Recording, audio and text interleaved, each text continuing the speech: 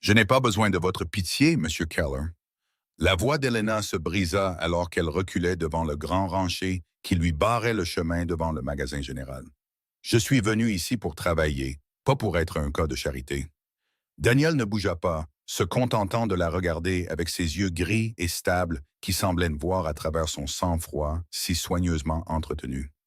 Alors pourquoi pleurez-vous? Demanda-t-il doucement. Parce que toutes les portes de cette ville m'ont été claquées au nez aujourd'hui, dit-elle, ses mains tremblant alors qu'elle serrait son certificat d'enseignement. Parce que je suis instruite, qualifiée et apparemment complètement inutile à Bismarck. Avant de continuer l'histoire d'Elena, veuillez vous abonner à notre chaîne et rester avec nous jusqu'à la fin pour voir comment son voyage se déroule. Commentez la ville depuis laquelle vous regardez pour que je puisse voir jusqu'où cette histoire a voyagé. Elena avait compté 17 pas de la pension au magasin général ce matin-là. 17 pas qui semblaient faire 17 kilomètres maintenant qu'elle les refaisait.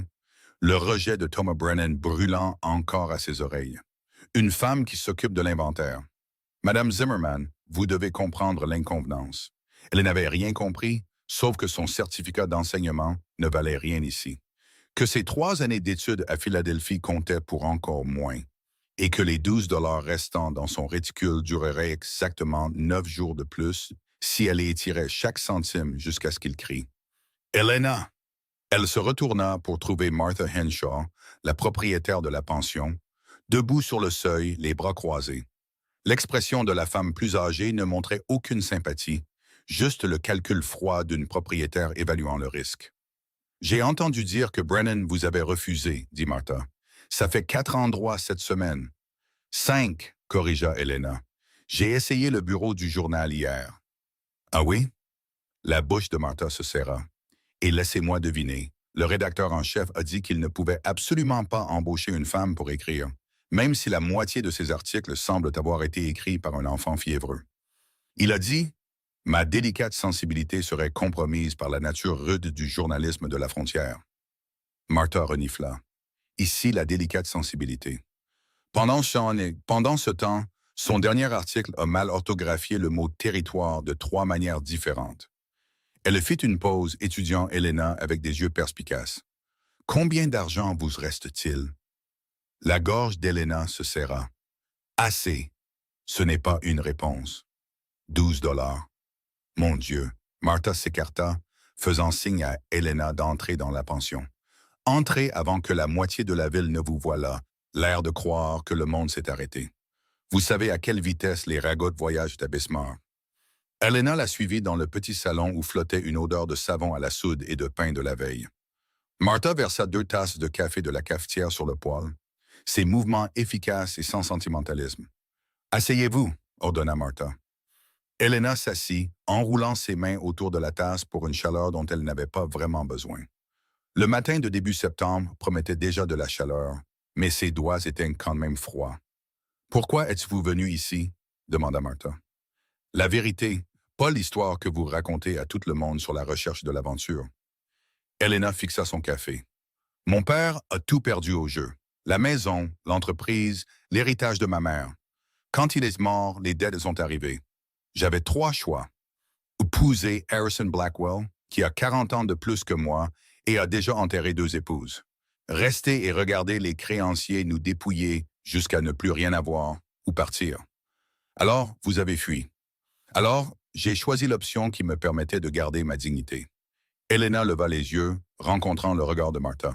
« J'ai un certificat d'enseignement. Je pensais que ça compterait quelque part. Je pensais... » Sa voix se brisa. « Je pensais que je pourrais me faire une vie quelque part qui ne soit pas Philadelphie. Quelque part où je pourrais prouver que j'étais plus que les dettes de mon père ou la 3e épouse d'un vieil homme. » Martha resta silencieuse un long moment. « Vous savez quel est votre vrai problème? À part être une femme dans une ville qui pense que les femmes ne devraient que cuisiner et nettoyer. À part ça, » Martha se pencha en avant, « vous demandez les mauvaises choses. Vous entrez dans ces endroits avec votre certificat et votre éducation, demandant des emplois que ces hommes ont déjà décidé que les femmes ne peuvent pas faire. Vous combattez leurs préjugés au lieu de les contourner. Donc, je devrais simplement accepter que mon éducation ne signifie rien. » « Je n'ai pas dit ça. » L'expression de Martha s'adoucit légèrement. J'ai dit que vous vous y preniez mal. Vous devez trouver quelqu'un qui a besoin de quelque chose que ces autres idiots ne savent pas qu'ils ont besoin. Quelqu'un qui verra au-delà du fait que vous portez une jupe. Et où exactement puis-je trouver cette personne magique? Martha ouvrit la bouche pour répondre, mais un coup à la porte l'interrompit. Elle se leva avec un soupir, marmonnant quelque chose sur le fait de n'avoir jamais un moment de paix. Elena entendit la porte s'ouvrir, entendit la surprise de Martha. Daniel Keller, qu'est-ce qui vous amène en ville? Et puis une voix d'homme, profonde et calme, demandant si Martha avait un moment. Entrez, dit Martha. J'ai quelqu'un que vous devriez rencontrer. Elena se leva rapidement, lissant sa jupe, essayant de se composer une apparence de dignité professionnelle. L'homme qui suivit Martha dans le salon était grand, peut-être 40 ans, avec des yeux gris et une peau burinée par le soleil qui témoignait d'années de travail en plein air. Il portait des vêtements de travail, propres mais usés, et se déplaçait avec une sorte de confiance tranquille qui venait de savoir exactement qui il était. Elena Zimmerman, voici Daniel Keller, dit Martha. Il possède le ranch Double K à environ 10 miles au nord d'ici. Daniel, Elena est une enseignante de Pennsylvanie qui cherche du travail. Daniel l'étudia avec ses yeux gris et stables, et Elena se força à ne pas détourner le regard. Elle avait appris la semaine passée qu'au moment où l'on montrait de la faiblesse à Bismarck, les gens vous rejetaient entièrement. Une enseignante, dit lentement Daniel. Quelles matières? Lecture, écriture, arithmétique, histoire, géographie. Elena leva le menton. J'ai aussi étudié la tenue de livres et la comptabilité de base. J'ai été diplômé 3e de ma classe. Il renifla. 3e, répéta Daniel. Qu'est-il arrivé à la première et à la 2e? La question la surprit. La plupart des gens auraient soit rejeté ces qualifications entièrement, soit les auraient acceptées avec une approbation condescendante. Personne n'avait jamais demandé ce qui était arrivé aux personnes qui l'avaient devancé. La première a épousé le fils d'un banquier et a cessé d'enseigner, dit Elena. La deuxième a contracté la tuberculose et est morte avant l'obtention du diplôme. J'étais techniquement première en termes de diplômés réels qui pouvaient travailler. La bouche de Daniel tressaillit légèrement, presque un sourire. Réponse honnête, j'apprécie ça. Il se tourna vers Martha. Puis-je parler à Madame Zimmerman en privé? Martha haussa un sourcil mais hocha la tête. Je serai dans la cuisine si vous avez besoin de moi. Elle partit, fermant la porte presque entièrement, mais pas tout à fait. La bienséance était maintenue, le scandale évité. Daniel attendit que les pas de Martha s'estompent avant de parler. J'ai entendu dire que vous aviez été refusé au magasin général ce matin. L'estomac d'Elena se noua. Les nouvelles voyagent vite. Brennan est un idiot, dit Daniel sans détour. Tout homme qui ne voit pas la valeur de quelqu'un qui sait réellement lire et écrire est trop stupide pour gérer une entreprise avec succès. Il sera en faillite d'ici 5 ans. Elena cligna des yeux. C'est une sacrée prédiction. C'est de l'arithmétique. J'ai vu ses livres. Il commande des fournitures sans suivre ce qui se vend, paie à ses fournisseurs en retard et se demande pourquoi il est toujours à court d'argent. Daniel croisa les bras, ce qui m'amène à la raison de ma présence ici. J'ai besoin de quelqu'un qui peut enseigner. J'ai essayé l'école. Ils ont déjà... Pas des enfants, interrompit Daniel. Des hommes, des employés de ranch pour être précis. J'ai 12 hommes qui travaillent pour moi et seulement 3 d'entre eux peuvent lire au-delà d'un niveau de base. Peut-être 5 peuvent écrire leur propre nom. Aucun d'eux ne peut gérer des comptes de banque ou comprendre un contrat sans que je leur explique chaque mot. Elena le dévisagea. Vous voulez que j'apprenne à vos employés de ranch à lire et à écrire, et l'arithmétique de base et la tenue de livres s'ils en sont capables. Certains de ces hommes sont vifs comme l'éclair mais n'ont jamais eu l'occasion d'apprendre. D'autres s'en sortent à peine, rassemblant tout juste assez de connaissances pour fonctionner. J'ai besoin qu'ils soient éduqués, pas seulement pour leur bien, mais pour le ranch. L'expression de Daniel était sérieuse. En fait, j'éteins mes opérations. J'ai besoin d'hommes qui peuvent lire les bons de commande, gérer les comptes, comprendre les factures de vente. J'ai besoin qu'ils soient capables de gérer les affaires si je ne suis pas là. Pourquoi? Demanda Elena. Pourquoi est-ce important pour vous que vos employés de ranch sachent lire? Parce que l'intelligence est gaspillée quand elle est piégée dans l'ignorance, dit simplement Daniel. J'ai de bons hommes qui travaillent pour moi, des hommes loyaux et travailleurs. Bon sang, ils sont limités par ce qu'ils ne savent pas. Et cela limite le ranch. Cela les limite aussi. S'ils ne peuvent pas lire un contrat, ils ne peuvent pas se protéger contre la tricherie. S'ils ne peuvent pas gérer les comptes, ils ne pourront jamais gérer leurs propres opérations. Je ne leur rends aucun service en les gardant ignorants. Elena l'étudia attentivement, cherchant le piège. Les hommes n'offraient pas de travail à des femmes étrangères par pur altruisme. Surtout pas des emplois qui impliquaient d'être seul avec 12 employés de range sur une propriété isolée. Quelle est la vraie raison? Demanda-t-elle. Daniel la regarda fixement. Ma femme est morte il y a 6 ans. Nous n'avons jamais eu d'enfant. Depuis, j'ai fait passer ce ranch de 30 têtes de bétail à plus de 5 cents, de 2 employés à 12. Mais la croissance nécessite de la gestion et la gestion nécessite des connaissances. Je ne peux pas être partout à la fois et je n'ai pas les moyens d'embaucher de nouveaux hommes alors que j'ai déjà de bons hommes qui ont juste besoin d'éducation. Et vous pensez que je peux fournir cette éducation? Je pense que vous avez un certificat d'enseignement, 3 ans d'études formelles et assez de désespoir pour considérer réellement cette offre. La voix de Daniel ne contenait aucun jugement, juste une honnêteté brutale. Je pense aussi que vous êtes assez intelligente pour voir une opportunité quand elle se présente. Une opportunité de travailler seul avec 12 hommes sur un ranch isolé. La voix d'Elena s'aiguisa. Pardonnez-moi, Monsieur Keller, mais cela ressemble moins à une opportunité qu'à un désastre en puissance. Vous auriez votre propre cabane, dit immédiatement Daniel, séparée du dortoir avec un verrou sur la porte. Vous enseigneriez pendant la journée, vous occuperiez de la comptabilité également si vous le souhaitez, et votre temps privé serait le vôtre. Tout homme qui vous manquerait de respect me le paiera, et je vous promets qu'ils ne feront pas cette erreur 2 fois. Et si vous décidez de me manquer de respect, l'expression de Daniel ne changea pas. Alors vous partez, et je vous paierai pour chaque jour où vous avez travaillé, plus assez pour vous rendre à la ville suivante.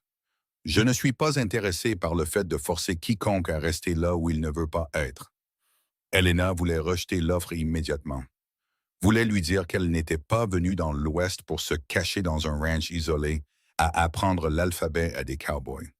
Mais le poids de son réticule, léger avec seulement 12 $, lui rappela que la fierté était un luxe qu'elle ne pouvait pas se permettre. « Combien? » demanda-t-elle. « 20 $ par mois plus le gîte et le couvert. » Le cœur d'Elena bondit.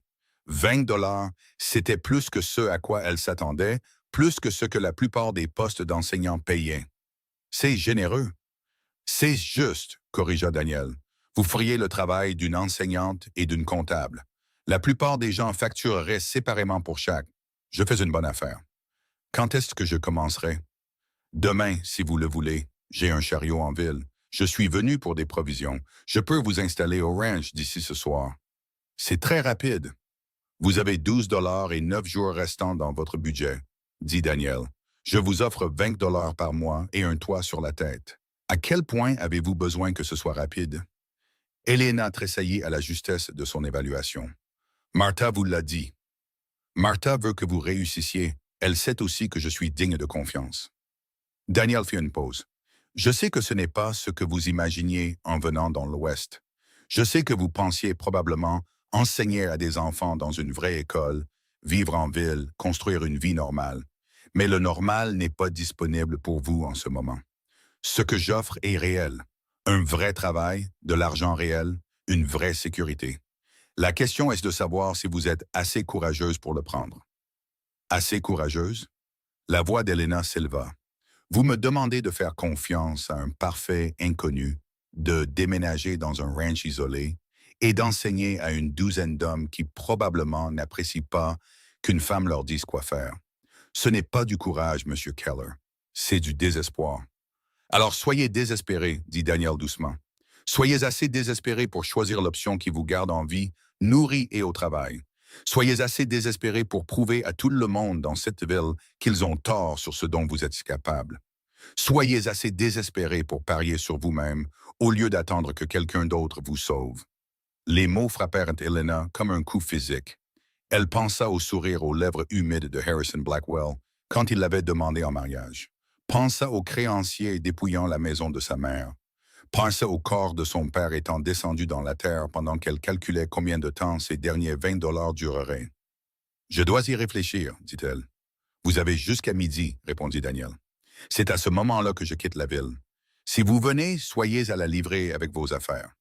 Sinon, je vous souhaiterai bonne chance et j'oublierai que nous avons eu cette conversation. » Il se tourna pour partir, puis s'arrêta à la porte. « Pour ce que ça vaut, Madame Zimmerman, je ne pense pas que vous soyez désespérée. Je pense que vous êtes assez intelligente pour savoir quand prendre un risque et assez forte pour gérer ce qui suivra. La seule question est de savoir si vous le croyez vous-même. » Il partit avant qu'Helena ne puisse répondre, ses pas s'estompant alors que Martha sortait de la cuisine avec une expression soigneusement neutre. « Alors ?» demanda Martha. « Il veut que j'apprenne à lire à des employés de ranch, dit Helena, abasourdie. « Je sais, j'ai entendu. » Martha s'assit en face d'elle. « Qu'allez-vous faire? »« Je ne sais pas. C'est insensé. C'est dangereux. C'est votre seule option réelle en ce moment, » dit Martha sans détour. « Vous pouvez continuer à essayer de trouver du travail en ville, mais nous savons toutes les deux comment ça se passe. Vous avez été rejeté 5 fois, et le bruit court. Les gens commencent à parler de la femme prétentieuse de l'Est qui se croit trop bien pour un travail honnête. Je n'ai jamais dit. Peu importe ce que vous avez dit, ce qui compte, c'est ce qu'ils pensent que vous avez dit. » L'expression de Martha s'adoucit. « Helena, je vous aime bien. Vous êtes intelligente, vous êtes coriace, et vous méritez mieux que ce que cette ville vous offre. Mais Daniel Keller vous offre quelque chose de réel. C'est un homme bon. Il a perdu sa femme il y a des années et s'est jeté corps et âme dans la construction de ce ranch. Il ne s'est jamais remarié, n'a jamais causé de problème. Il paye ses factures à temps et traite ses employés équitablement. S'il dit que vous serez en sécurité, vous serez en sécurité. On dirait que vous essayez de me convaincre. » « C'est le cas, » admet Martha en se raclant la gorge. « Parce que je pense que vous êtes sur le point de vous dissuader de la meilleure opportunité que vous aurez probablement à Bessemer. Vous avez peur et c'est intelligent. Mais ne laissez pas la peur vous rendre stupide. » Helena rit amèrement. « La peur me rend stupide. C'est une nouvelle façon de voir les choses. » C'est vrai, pourtant, n'est-ce pas? Vous avez tellement peur de faire le mauvais choix que vous êtes sur le point de ne rien choisir du tout. Martha se pencha en avant. « Laissez-moi vous dire quelque chose sur la frontière ici. Les femmes qui réussissent ne sont pas celles qui attendent des circonstances parfaites. Ce sont celles qui prennent des risques calculés et qui travaillent d'arrache-pied pour que ces risques peignent. Daniel Keller est un risque calculé. Tout le reste que vous envisagez, c'est juste espérer que les circonstances s'améliorent. » Helena ferma les yeux, pensant au visage de sa mère quand les créanciers étaient arrivés. Pensant à son propre visage reflété dans le miroir de la pension ce matin-là, pâle, tiré, commençant à montrer la tension du rejet constant. Elle pensa à son certificat d'enseignement soigneusement conservé dans sa malle et aux 12 $ qui représentaient tout son avenir. « Et si ça ne marche pas? » murmura-t-elle. « Alors vous partez et vous ne serez pas dans une situation pire que maintenant, » dit Martha. « Sauf que vous aurez gagné un peu d'argent et prouvé que vous pouvez survivre selon vos propres termes. Ça vaut quelque chose, Helena. Ça vaut beaucoup. À 11h30, Helena descendit sa malle par les escaliers de la pension. Martha l'aida à régler son compte. 9 jours de gîte et de couvert payés en totalité, laissant Helena avec exactement 4,60 $. « Gardez la tête haute, » dit Martha, « et écrivez-moi. Je veux savoir comment ça se termine. Si ça se termine mal, j'aurai besoin d'un endroit où revenir. » « Alors vous en aurez un, » promit Martha. « Mais je ne pense pas que vous reviendrez. » À la livrée, Daniel chargeait des provisions dans un chariot. De la farine, du sel, du café, des outils, de la corde, divers articles qui témoignaient d'un ranch en activité avec des besoins constants. Il leva les yeux alors qu'Helena approchait, son expression soigneusement neutre. « Madame Zimmerman. »« Mademoiselle, » corrigea Helena. « Mademoiselle Zimmerman. Je n'ai jamais été mariée. Madame, c'est juste ce que les gens supposent. » Daniel hocha lentement la tête. « Mademoiselle Zimmerman, alors vous avez décidé. »« J'ai décidé que j'en avais assez de me faire claquer les portes au nez, » dit Helena. « J'ai décidé que la fierté coûte cher et que je ne peux pas me la permettre. J'ai décidé que si je dois échouer, je préfère échouer en essayant quelque chose de difficile plutôt que de réussir à ne rien faire du tout. Ce n'est pas exactement un soutien enthousiaste à mon offre. C'est honnête, dit Helena. Vous avez dit que vous appréciez l'honnêteté. La bouche de Daniel tressaillit de nouveau, ce presque sourire qui semblait être son expression naturelle. C'est ce que j'ai dit. Très bien, mademoiselle Zimmerman. Chargeons votre malle et mettons-nous en route. Nous avons environ 3 heures de voyage à la lumière du jour devant nous. Il souleva sa malle dans le chariot avec une force aisée, la calant parmi les provisions avec soin.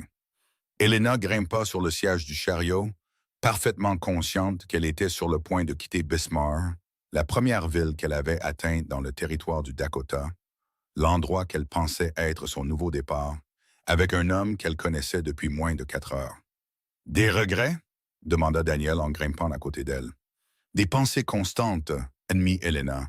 Mais je suis là quand même. »« C'est l'esprit, » dit Daniel sèchement, et il fit claquer les rênes pour les chevaux. Ils roulèrent en silence pendant le premier mile, la ville s'éloignant derrière eux alors que la prairie s'ouvrait devant. Helena avait vu des illustrations des territoires de l'Ouest, mais rien ne l'avait préparée à son immensité. Des miles et des miles de prairies ondulant vers des horizons lointains, interrompus seulement par des bouquets d'arbres occasionnels marquant le passage de l'eau. « C'est plus grand que ce que je pensais, » dit-elle finalement. Le territoire, tout, le ciel, la terre, le silence. Helena lui jeta un coup d'œil. « Est-ce toujours aussi calme? »« Habituellement plus calme, » dit Daniel. « Attendez d'arriver au ranch, alors vous comprendrez ce qu'est le vrai silence. » C'est censé être réconfortant. C'est censé être honnête.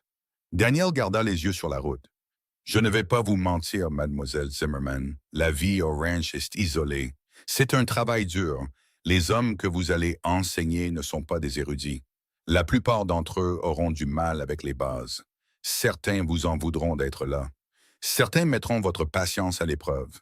Et il y aura des jours où vous vous demanderez pourquoi vous avez accepté cela. Vous me le vendez vraiment bien, marmonna Helena. Je vous prépare, corrigea Daniel, parce que si vous arrivez en pensant que ce sera facile, vous abandonnerez en une semaine. Mais si vous arrivez en sachant que ce sera difficile et en décidant de le faire quand même, vous y arriverez. Il fit une pause. Vous me donnez l'impression d'être quelqu'un qui peut gérer le difficile. Qu'est-ce qui vous fait penser ça? Vous avez tout quitté pour venir seul dans l'Ouest, dit simplement Daniel. Vous avez fait face à rejet après rejet, et vous êtes toujours debout. Vous avez accepté une offre d'emploi d'un étranger que la plupart des femmes auraient refusé sans hésiter. Soit vous êtes courageuse, soit vous êtes désespérée. Et honnêtement, ici, ces deux choses se ressemblent beaucoup. Helena ne savait pas si elle devait être insultée ou complimentée. Je vais choisir de prendre ça comme un encouragement. Bon choix, dit Daniel, et il retomba dans le silence. Ils voyagèrent encore 1 heure avant qu'Helena ne trouve le courage de poser la question qui la taraudait depuis le matin. « Pourquoi moi? » Daniel lui jeta un coup d'œil. « Quoi? Pourquoi moi spécifiquement? Vous auriez pu passer une annonce, interviewer des candidats, trouver quelqu'un avec plus d'expérience. Pourquoi entrer dans la pension de Martha et offrir le poste à une parfaite inconnue? » Daniel resta silencieux un long moment, ses mains fermes sur les rênes. « Parce que Martha m'a écrit il y a 3 jours, disant qu'elle avait une femme chez elle qui était qualifiée, désespérée et honnête. Elle a dit que vous lui rappeliez sa fille et que si j'avais besoin de quelqu'un de confiance, je devrais vous parler avant que vous ne quittiez la ville. » La gorge d'Helena se serra. « Martha vous a écrit. Elle l'a fait. Et quand Martha Henshaw recommande quelqu'un, j'écoute. Elle a un bon jugement sur les gens. » Daniel la regarda directement. « De plus, je vous ai vu vous faire rejeter au magasin général ce matin. J'ai vu comment vous vous êtes tenu, comment vous ne vous êtes pas effondré ou n'avez pas fait de scène. J'ai vu quelqu'un qui luttait, mais refusait d'abandonner. Cela m'en a dit plus sur votre caractère que n'importe quelle lettre de recommandation.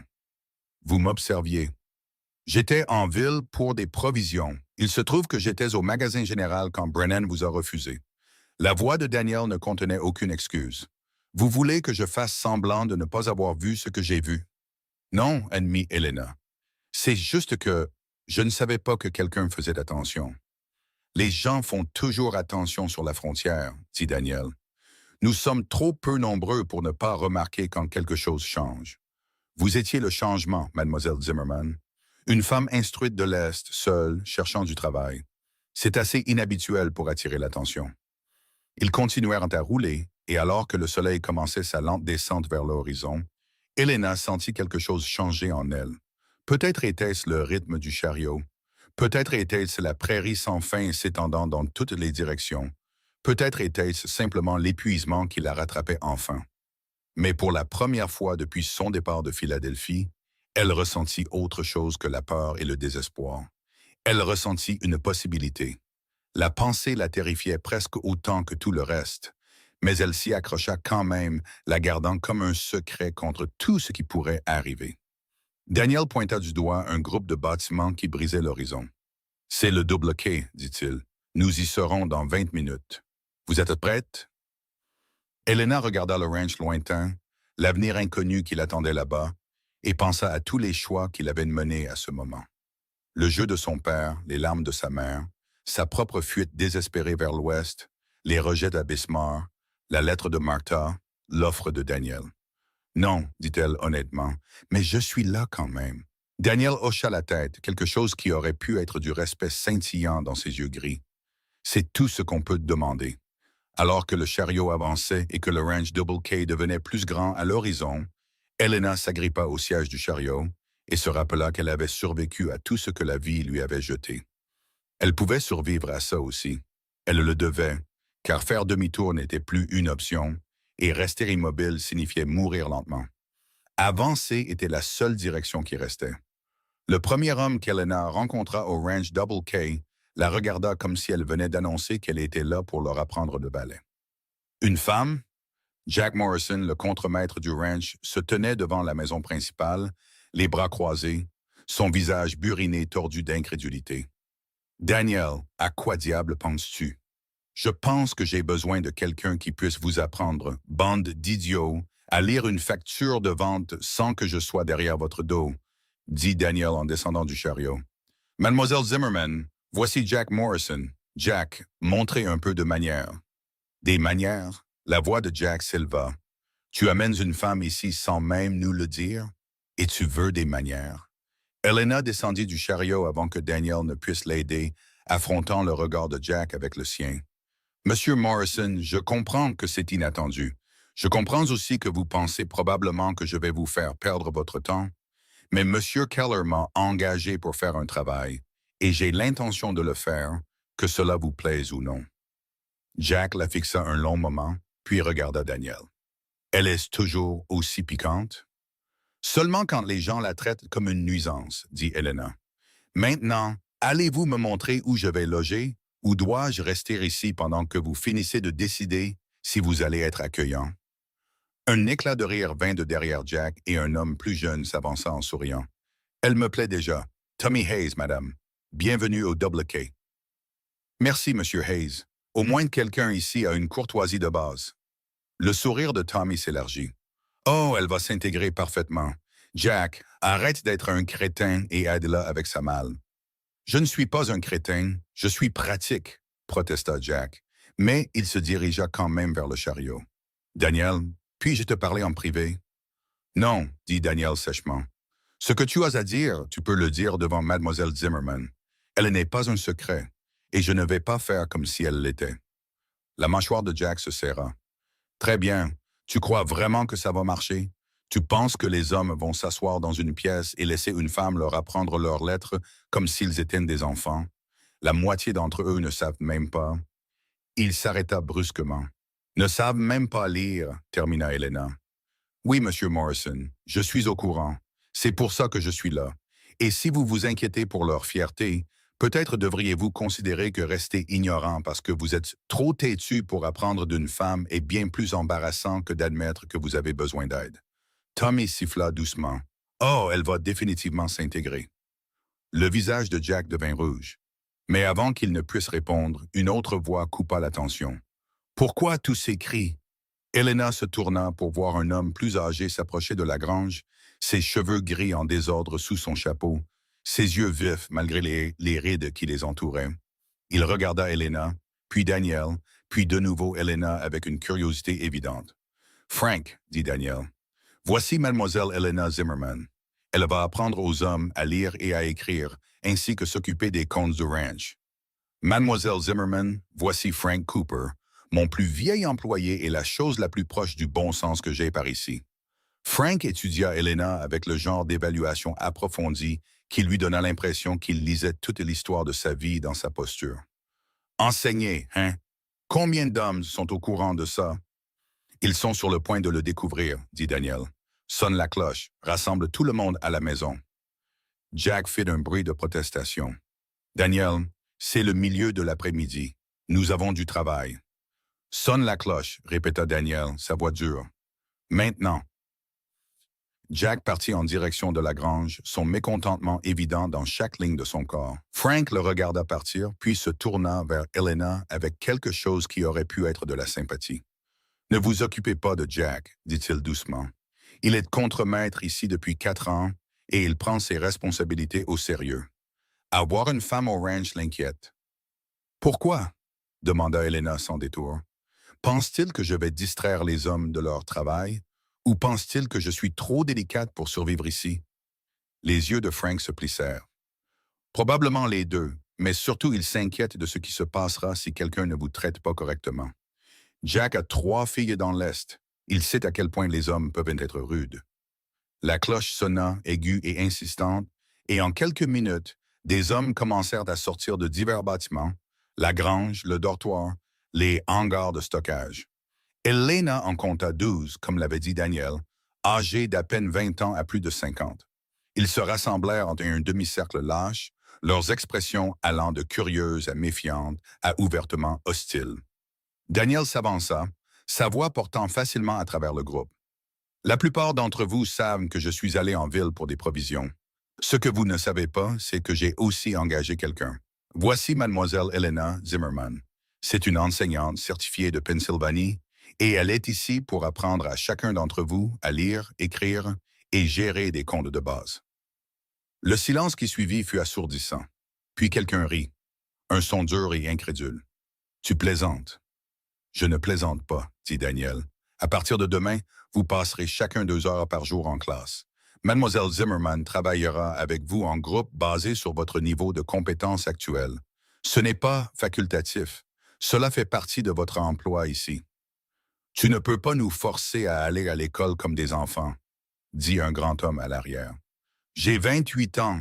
Je ne vais pas m'asseoir dans une pièce à apprendre mon alphabet avec une femme de l'Est qui n'a jamais fait un jour de vrai travail de sa vie. Elena sentit sa colère monter, mais la main de Daniel sur son bras l'empêcha de répondre. « Charlie, combien de fois ai-je dû te lire des contrats parce que tu ne pouvais pas déchiffrer les mots? » Le visage de Charlie s'assombrit. « C'est différent. » « Comment est-ce différent? » La voix de Daniel resta calme, mais Elena entendit de l'acier en dessous. « Il y a 2 mois, tu as failli signer un accord qui t'aurait coûté 3 mois de salaire parce que tu ne pouvais pas lire les termes. Je l'ai remarqué. Mais que se passe-t-il quand je ne suis pas là? Que se passe-t-il quand quelqu'un te trompe parce qu'il sait que tu ne sais pas assez bien lire pour te protéger? » Charlie ne dit rien, mais son expression passa de l'hostilité à quelque chose de plus complexe, la honte mêlée à la défiance. « Il ne s'agit pas de vous faire sentir stupide, continua Daniel. Il s'agit de vous donner des outils que vous auriez dû avoir il y a des années. Et si vous êtes trop fier pour accepter de l'aide, alors peut-être devriez-vous réfléchir à savoir si votre fierté vaut la peine de rester ignorant. Facile à dire pour toi, marmonna un autre homme.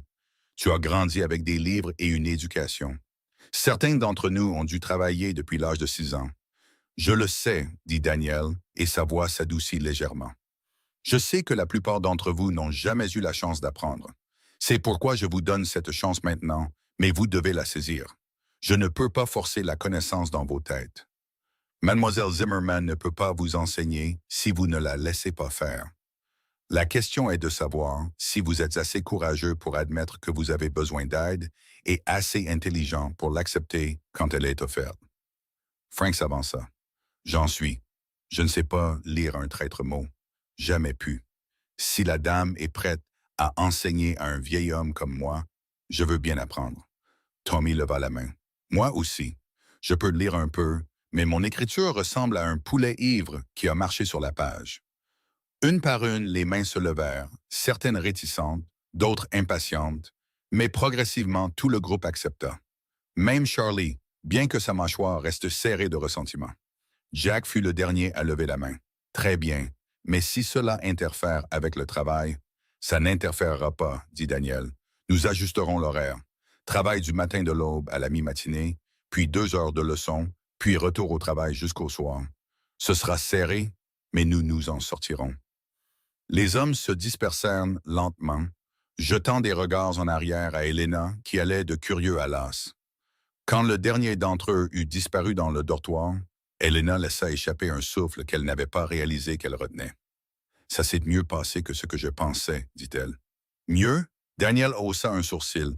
La moitié d'entre eux avaient l'air de vouloir vous assassiner et l'autre moitié avait l'air de vouloir s'enfuir.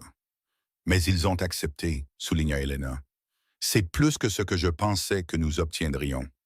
Ils ont accepté parce qu'ils me respectent, dit Daniel. La partie difficile est de les amener à vous respecter. Cela prendra du temps. Combien de temps? Cela dépend de votre compétence dans ce que vous faites.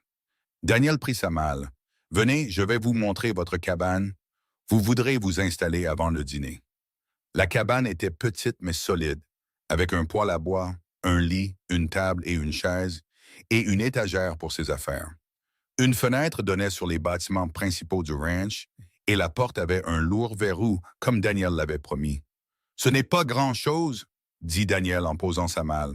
« Mais c'est à vous. Personne n'entre ici sans votre permission. » Helena regarda autour d'elle, luttant contre la boule inattendue dans sa gorge. C'était plus qu'elle n'avait eu depuis des mois, plus que la chambre de la pension à Bismarck, plus que les quartiers de plus en plus exigus qu'elle avait partagés avec sa mère après la mort de son père. C'était à elle. « C'est parfait, dit-elle doucement. Daniel hocha la tête. Le dîner est à 6 heures. La cloche sonne à 5h30. Vous mangerez dans la maison principale avec moi jusqu'à ce que vous vous sentiez à l'aise de manger avec les hommes dans le dortoir. Ils sont rudes, mais ils ne sont pas cruels. Donnez-leur du temps. Et si le temps ne suffit pas, alors nous nous en occuperons. » Daniel se dirigea vers la porte, puis s'arrêta. « Mademoiselle Zimmerman, je ne vais pas prétendre que ce sera facile. Certains de ces hommes travaillent depuis l'enfance. Ils ont construit toute leur identité autour du travail physique et des compétences pratiques. Avoir quelqu'un, surtout une femme, leur dire qu'ils manquent de quelque chose de fondamental, cela va blesser leur fierté. Ils vont résister. Ils vont vous tester. La question est de savoir si vous pouvez tenir bon sans les briser. Je ne suis pas ici pour briser qui que ce soit, dit Helena. Je suis ici pour enseigner. Bien, souvenez-vous de ça quand Charlie se présentera demain, agissant comme si apprendre à lire était en dessous de lui. L'expression de Daniel s'adoucit légèrement. Mais souvenez-vous aussi que sous toute cette fanfaronnade, il veut apprendre. Ils le veulent tous. Ils ont juste peur d'échouer. Après son départ, Helena déballa lentement sa malle, plaçant ses quelques affaires sur l'étagère avec soin. Son certificat d'enseignement alla dans le tiroir de la table avec la lettre de recommandation de son instructeur à Philadelphie. Le médaillon de sa mère alla autour de son cou. La montre de poche de son père, la seule chose que les créanciers n'avaient pas réclamée, alla sur la table où elle pouvait la voir. Elle pensa à son père en suspendant ses robes aux chevilles près de la porte.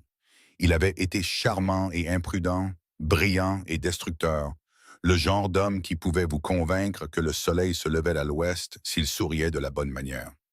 Son jeu avait détruit tout ce qu'ils avaient. Mais il avait aussi été celui qui lui avait appris à lire, qui avait encouragé son éducation, qui lui avait dit qu'elle était trop intelligente pour se contenter de l'ordinaire. « Je ne me contente pas, papa, » murmura-t-elle dans la pièce vide. « Je survis.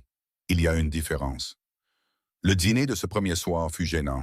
Helena s'assit à la table de Daniel pendant qu'il expliquait le fonctionnement du ranch. 500 têtes de bétail réparties sur des pâturages qui s'étendaient sur des kilomètres. 12 employés pour les gérer.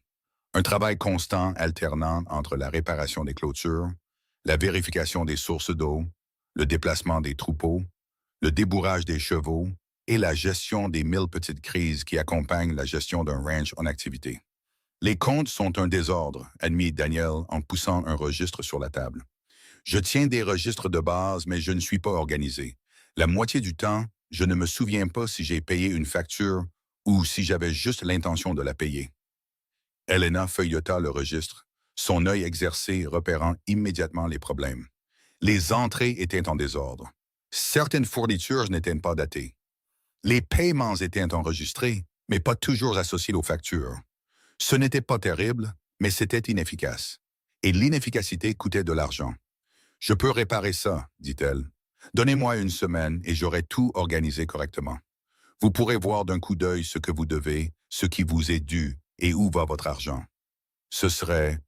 Daniel s'arrêta, son expression changeant pour quelque chose qui aurait pu être du soulagement. Ce serait d'une aide considérable. Quoi? Rien. C'est juste que je gère ces comptes depuis 6 ans et j'ai toujours su qu'ils étaient inadéquats, mais je n'avais pas le temps de les corriger correctement. Avoir quelqu'un qui sait réellement ce qu'il fait, c'est... Il secoua la tête. C'est un soulagement. Vous avez le droit de demander de l'aide, Monsieur Keller. Daniel, corrigea-t-il, si vous allez travailler ici, autant utiliser nos prénoms. La formalité devient épuisante quand on voit quelqu'un tous les jours. Elena, alors, dit-elle, et oui, la formalité devient épuisante, tout comme faire semblant de ne pas être terrifié pour demain. La bouche de Daniel tressaillit. Vous n'avez pas l'air terrifié. Je suis doué pour faire semblant. C'est une compétence utile pour les femmes, avoir l'air calme quand on est en train de s'effondrer à l'intérieur. Elena ferma le registre. Mais je suis terrifié. Et si je n'arrive pas à les atteindre? Et s'ils refusent d'apprendre? Ou pire, et si je ne suis tout simplement pas assez bonne pour leur enseigner? Alors vous trouverez une solution, dit simplement Daniel. Vous n'êtes pas venu jusqu'à l'ouest pour échouer à la première difficulté. Vous êtes venu ici parce que vous êtes assez têtu pour réussir. Têtu ou désespéré? Les deux, dit Daniel, ce qui est exactement ce dont vous avez besoin. Le lendemain matin, Elena se réveilla avant l'aube au son des hommes qui se déplaçaient à l'extérieur de sa cabane, leur voix basse et rauque de sommeil. Elle s'habilla soigneusement, choisissant sa robe la plus simple et attachant ses cheveux en un chignon sévère. Si elle devait faire face à une salle pleine de cow-boys sceptiques, elle devait avoir l'air de quelqu'un qui ne plaisantait pas. La salle de classe que Daniel avait aménagée était en fait une salle de stockage convertie attachée à la maison principale, débarrassée de son équipement, meublée d'une longue table et de chaises et fournie d'ardoises, de craies et de la poignée de livres de lecture de base que Daniel avait commandés sur catalogue des mois auparavant en préparation. Elena arriva tôt, arrangeant le matériel, écrivant l'alphabet sur la plus grande ardoise et essayant de calmer le battement nerveux dans son estomac. C'était ça. C'était pour ça qu'elle était venue dans le Ouest. Ce sur quoi elle avait parié ses derniers dollars. Si elle échouait ici, elle n'avait nulle part où aller. À 8 heures, la porte s'ouvrit et Frank entra timidement, chapeau à la main. « Bonjour, mademoiselle Elena. Où voulez-vous que je me mette? »« Où vous êtes à l'aise, monsieur Cooper? »« Frank, corrigea-t-il, et je suis à l'aise à peu près n'importe où sauf à l'église. Jamais aimé rester assis si longtemps. » Tommy entra ensuite, puis 3 autres hommes qu'Elena ne reconnut pas. Ils s'installèrent sur des chaises, leur langage corporel un mélange de curiosité et de malaise. Le dernier à arriver fut Charlie, qui se laissa tomber sur une chaise au fond de la salle et croisa les bras comme s'il la mettait au défi d'essayer de lui apprendre quelque chose. « Bonjour, dit Elena, fière que sa voix ne tremble pas. Je sais que ce n'est pas ainsi que vous aviez prévu de passer votre matinée. Je sais aussi que la plupart d'entre vous préféreraient en travailler plutôt que d'être assis dans cette pièce. Alors, laissez-moi être clair dès le début. Je ne suis pas ici pour vous faire perdre votre temps, et je ne suis pas ici pour vous faire sentir stupide. Je suis ici pour vous enseigner des compétences qui amélioreront vos vies et faciliteront votre travail. Comment la lecture va-t-elle faciliter mon travail? Demanda Charlie. Je capture du bétail à la corde. Je répare des clôtures. Je débourre des chevaux. Rien de tout cela ne nécessite un livre. Non, acquiesça Elena. Mais comprendre un contrat, oui. Lire un bon de commande, oui. Savoir si on vous vole sur votre salaire, oui. Écrire une lettre à sa famille et rester à la maison, oui. Gérer son propre argent, oui. Elle fit une pause, ouvra-t-il. À moins que vous ne prévoyiez de compter sur Daniel pour tout cela pour le reste de votre vie. L'expression de Charlie vacilla. Elle avait touché un point sensible. Nous allons commencer par une évaluation, continua Elena. J'ai besoin de savoir ce que chacun de vous sait déjà pour pouvoir déterminer comment vous aider. Frank, savez-vous lire? Environ 10 mots, admet Frank. Mon propre nom, danger, whisky, aide. Quelques autres. Jamais appris plus que ça. Pouvez-vous écrire votre nom? En quelque sorte, ce n'est pas joli. C'est bien. C'est un point de départ. Elena se tourna vers Tommy. Et vous? Je peux lire la plupart des choses si je prends mon temps, dit Tommy. L'écriture est plus difficile. Mon orthographe est terrible. Elle fit le tour de la pièce, se faisant une image mentale de ce avec quoi elle travaillait. 3 hommes étaient complètement illettrés. 4 pouvaient lire des mots de benne, mais avaient du mal avec tout ce qui était complexe. Et les 5 restants pouvaient lire correctement, mais leurs compétences en écriture étaient médiocres. Charlie, il s'est avéré, pouvait en fait lire mieux que la plupart, mais refusait de l'admettre parce que la lecture, c'est pour les gens qui ont les mains douces. Très bien, dit Elena. Nous allons nous diviser en 3 groupes. Frank, vous travaillerez avec moi sur les bases, les lettres, les sons, les mots simples. Tommy, vous et les lecteurs intermédiaires travaillerez sur la compréhension de la lecture et l'orthographe. Charlie, puisque vous savez déjà lire, vous allez travailler sur la grammaire de l'écriture, la structure des phrases, la correspondance commerciale. Je n'écris pas de lettres, dit Charlie sèchement. Très bien, alors écrivez sur ce que vous savez. Écrivez des instructions pour débourrer un cheval ou décrivez comment réparer correctement une clôture ou expliquez comment lire le comportement du bétail avant une tempête. Utilisez des mots pour enseigner à quelqu'un d'autre ce que vous savez déjà. C'est ça, l'écriture. Prendre ce qui est dans votre tête et le mettre sur papier pour que quelqu'un d'autre puisse en apprendre. Charlie la fixa, quelque chose changeant dans son expression. Vous dites que je pourrais écrire comment dresser un cheval. Je dis que vous pourriez écrire un manuel que les ranchs de tout le territoire paieraient cher, parce que votre connaissance a de la valeur et l'écriture, c'est la façon de la préserver. Elena le regarda fixement. Vous n'êtes pas ici parce que vous êtes stupide, Charlie. Vous êtes ici parce que vous êtes assez intelligent pour réaliser que ce que vous savez mérite d'être partagé, et l'écriture est la façon de le faire. La pièce était devenue complètement silencieuse. Tommy la rompit avec un sifflement bas. Mince, elle est douée. Voyons ça, dit Elena, et elle commença la première leçon. 3 heures plus tard, elle renvoya la classe avec des devoirs de lecture et des exercices pratiques. Sa gorge lui faisait mal d'avoir parlé, sa main lui faisait mal d'avoir écrit des lettres de démonstration sur l'ardoise, et sa tête battait à cause de la concentration nécessaire pour gérer 3 niveaux de compétences différents simultanément. Mais elle l'avait fait. Elle avait survécu à la première journée sans que personne ne sorte ou ne lui dise d'aller au diable. Pas mal, dit Frank en sortant. Même heure demain. Même heure, confirma Elena. Charlie fut le dernier à partir. Il s'arrêta à la porte, ne la regardant pas tout à fait. Ce que vous avez dit sur l'écriture de comment dresser des chevaux. Oui. Pourriez-vous vraiment m'apprendre à faire ça? À l'écrire pour que quelqu'un d'autre puisse vraiment le suivre? Je pourrais vous l'apprendre, dit Elena. Que vous appreniez dépend de la quantité de travail que vous êtes prêt à fournir. Charlie hocha lentement la tête. Très bien, j'y réfléchirai. Après son départ, Elena s'effondra sur une chaise, laissant sa tête tomber sur la table. Ses mains tremblaient, en partie à cause des nerfs, en partie à cause de l'épuisement, en partie à cause du pur soulagement d'avoir survécu. Vous avez bien fait. Elle se redressa brusquement pour trouver Daniel appuyé contre le chambranle de la porte, les bras croisés, l'expression illisible. Depuis combien de temps êtes-vous là? Assez longtemps pour vous entendre convaincre Charlie que sa connaissance avait de la valeur, dit Daniel. C'était intelligent. Il était le plus grand obstacle et vous l'avez transformé en un allié potentiel en moins de 3 heures. Je lui ai juste dit la vérité. Sa connaissance a de la valeur. La plupart des gens n'auraient pas vu ça.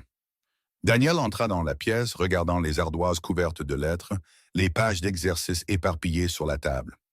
Vous êtes une meilleure enseignante que ce que je pensais. À quoi vous attendiez-vous? À de la compétence. J'ai eu de la brillance.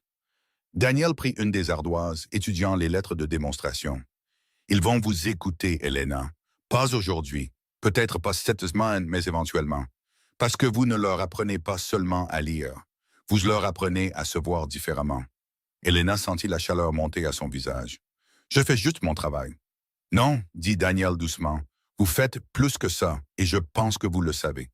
Il partit avant qu'elle ne puisse répondre, et Elena resta assise dans la salle de classe vide, se demandant dans quoi elle s'était exactement embarquée, et pourquoi les mots de Daniel s'étaient installés dans sa poitrine comme quelque chose de précieux et de dangereux à la fois.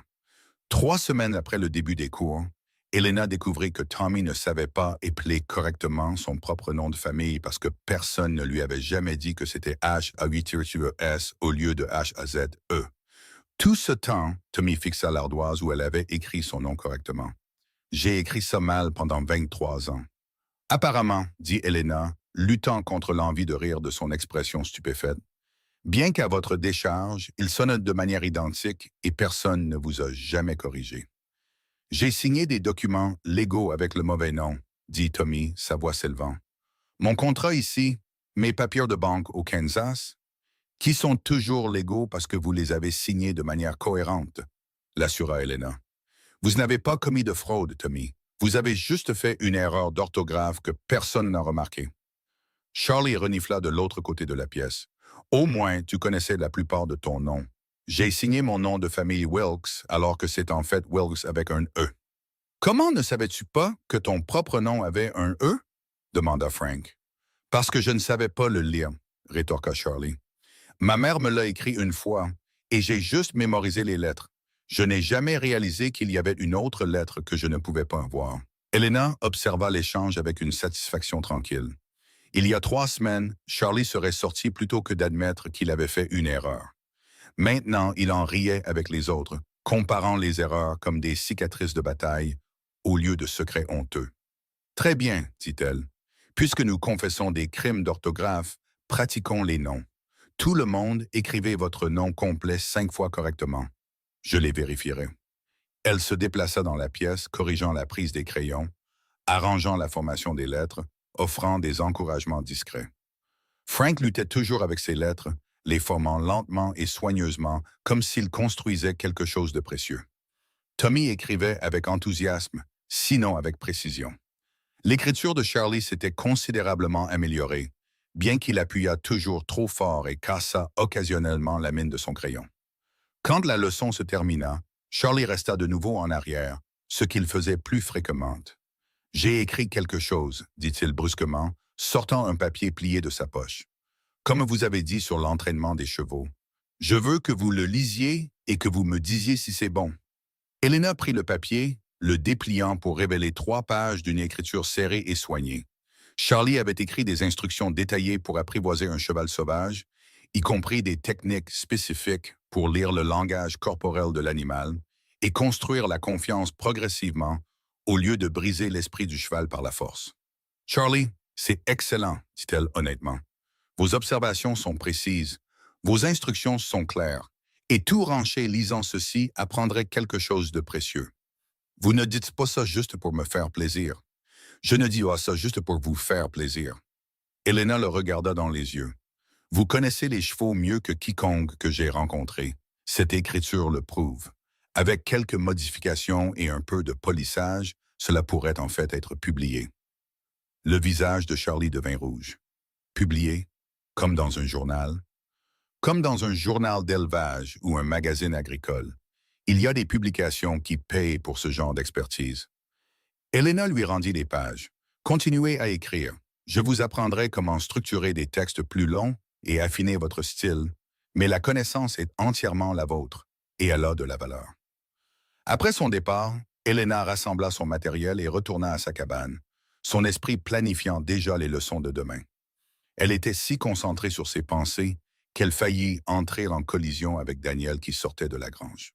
« Attention, dit-il, la stabilisant d'une main sur son coude. Tout va bien? Très bien, juste distraite. Elena recula, parfaitement consciente de la solidité de sa main, de la proximité à laquelle il se tenait. Charlie a écrit quelque chose, des instructions pour l'entraînement des chevaux. C'est vraiment bon, Daniel. Comme publiable. Les sourcils de Daniel se haussèrent. Charlie a écrit quelque chose volontairement. Il y travaille depuis 1 semaine. Il m'a demandé de le lire aujourd'hui. Elena ne put cacher la fierté dans sa voix. Il y a 3 semaines, il n'admettait pas qu'il savait lire.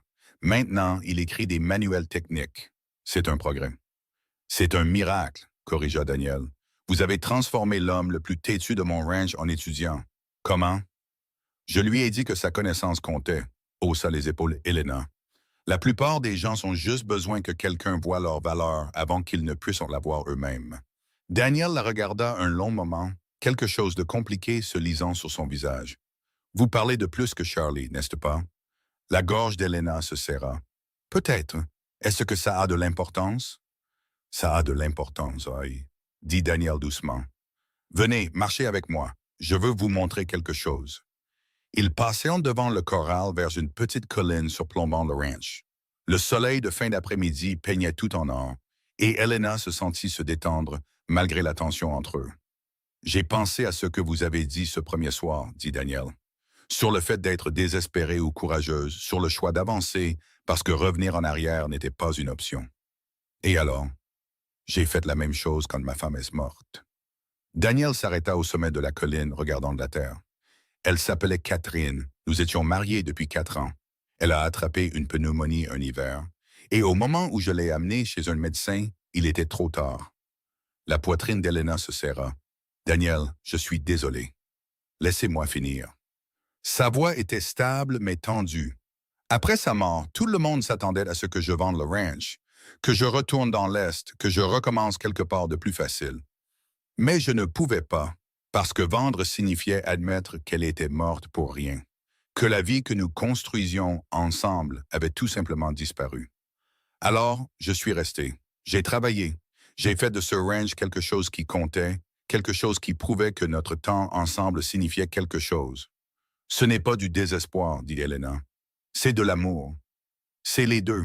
Daniel se tourna pour lui faire face, et en vous regardant avec les hommes ces dernières semaines, en vous voyant transformer leur honte en fierté, en vous voyant refuser d'abandonner même quand ils résistent, Elena, vous faites la même chose que moi. Vous prenez votre douleur et vous lui donnez un sens. Les yeux d'Elena brûlaient. J'apprends juste aux gens à lire. Vous sauvez des vies, dit Daniel. Peut-être pas de la manière dramatique dont les gens s'écrivent dans les livres, mais vous donnez à ces hommes des outils pour se protéger, pour construire de meilleurs avenirs. Ça compte. Vous comptez. Pourquoi me dites-vous cela? La mâchoire de Daniel travaillait comme s'il menait une bataille interne. Parce que je pense que vous ne le savez pas. Je pense que vous êtes venu ici en croyant que vous ne faisiez que survivre, que vous vous débrouilliez jusqu'à ce que quelque chose de mieux se présente. Et j'ai besoin que vous compreniez que ce que vous faites ici n'est pas temporaire. C'est important. Vous êtes importante. Pour le ranch, dit Elena, sa voix à peine stable. Pour moi, dit Daniel, et les mots restèrent suspendus entre eux comme quelque chose de fragile. Elena ne pouvait plus respirer, plus penser, plus traiter la façon dont Daniel la regardait, comme si elle était quelque chose de précieux au lieu de pratique, quelque chose de désiré au lieu de simplement utile. Daniel, ne dites rien, dit-il rapidement. Je ne demande rien, Elena. J'avais juste besoin que vous le sachiez. C'est tout. Il s'éloigna avant qu'elle ne puisse répondre, la laissant debout sur la colline, le cœur battant la chamade et l'esprit tourbillonnant de pensées qu'elle avait essayé de réprimer pendant des semaines. Cette nuit-là, Elena ne put dormir. Elle était allongée dans son lit, écoutant le vent de la prairie et pensant aux mots de Daniel, à Catherine, à la façon dont sa voix s'était brisée quand il avait dit « Vous comptez ». Elle pensa à Philadelphie, aux funérailles de son père, au fait de se tenir dans leur maison dépouillée en calculant combien de temps elle pourrait survivre avec $12. Elle pensa à Bismarck, à rejet après rejet, à la lettre de Martha qui avait tout changé. Et elle pensa à Daniel la voyant pleurer devant le magasin général et lui offrant une chance au lieu de la pitié. Le lendemain matin, elle arriva dans la salle de classe pour trouver un paquet qui l'attendait sur la table. 3 nouveaux livres reliés professionnellement, avec des titres sur l'élevage, l'agriculture et la vie à la frontière. La note était de l'écriture de Daniel. Pour la bibliothèque que vous construisez, tout le monde mérite d'avoir accès à la connaissance. Elena pressa sa main sur sa bouche, submergée par le geste, parce que cela signifiait que Daniel avait remarqué son prêt informel de livres aux hommes, qu'il en avait commandé d'autres pour développer ce qu'elle essayait de créer. Il fait ça, dit Frank depuis le seuil. Il voit ce dont les gens ont besoin avant qu'ils ne sachent qu'ils en ont besoin. C'est pour ça que nous restons tous. Elena se tourna, s'essuyant rapidement les yeux. Frank, je ne vous ai pas entendu entrer. Je n'essayais pas de me cacher. Frank entra dans la pièce, étudiant les livres. Ils sont beaux, mieux que les romans à 4 sous que Tommy continue de lire. Il n'y a rien de mal avec les romans à 4 sous, dit Elena. Au moins, il lit. C'est vrai. Frank s'assit lourdement. Puis-je vous poser une question personnelle? Vous pouvez demander. Je pourrais ne pas répondre. C'est juste. Frank croisa les mains sur la table. Que pensez-vous de Daniel? L'estomac d'Elena se serra. Je pense que c'est un bon employeur et un homme juste. Ce n'est pas ce que j'ai demandé. Frank, je connais Daniel depuis 6 ans. Frank l'interrompit. Je l'ai vu travailler jusqu'à l'épuisement après la mort de Catherine. Je l'ai vu se fermer à Two Sofa Ranch. Et ces 3 dernières semaines, je l'ai vu reprendre vie grâce à vous. Ce n'est pas, je suis juste l'enseignante. Vous êtes plus que ça, et nous le savons toutes les deux. L'expression de Frank était douce mais ferme. Je n'essaie pas de vous mettre mal à l'aise, Elena. J'essaie de vous dire que quoi qu'il se passe entre vous deux, c'est bien. Daniel mérite d'être à nouveau heureux. Et d'après ce que je peux voir, vous aussi. Il ne se passe rien, dit Elena, mais sa voix manquait de conviction. Pas encore, dit Frank, mais ça arrivera parce que Daniel vous regarde comme il regardait Catherine et vous le regardez comme s'il avait décroché la lune. La seule question est de savoir combien de temps vous allez tous les deux faire semblant de ne pas le voir. Les autres hommes arrivèrent avant qu'Elena ne puisse répondre, et la leçon commença. Mais les mots de Frank tournèrent dans son esprit toute la matinée, prenant du poids à chaque répétition. Le regardait-elle comme s'il avait décroché la lune? Était-ce si évident? À midi, Jack Morrison la trouva dans sa maison principale en train de travailler sur les comptes et laissa tomber un journal plié sur la table. « J'ai pensé que vous devriez voir ça, » dit-il d'un ton bourru. « C'est arrivé avec la livraison de provisions d'hier. » Elena déplia le journal, un journal agricole territorial, et vit immédiatement ce que Jack voulait dire. La première page présentait un article sur les innovations en matière d'élevage et, au milieu, un appel à contribution. Les ranchers expérimentés et les cowboys étaient invités à partager leur expertise dans les prochains numéros. Un paiement était offert pour les articles acceptés. L'article de Charlie sur l'entraînement des chevaux, souffla Elena. Jack, c'est parfait. C'est ce que j'ai pensé. Jack croisa les bras. Pouvez-vous l'aider à le peaufiner assez pour le soumettre? Je peux, je le ferai. Elena leva les yeux vers lui. Vous encouragez cela. Je me suis trompé sur vous, dit Jack sans détour. Je pensais que vous n'étiez qu'une femme de l'Est qui nous ferait perdre notre temps et abandonnerait dans un mois. Mais vous êtes plus coriace que je ne le pensais. Et vous aidez vraiment ces hommes. Charlie est une personne différente depuis qu'il a commencé à écrire.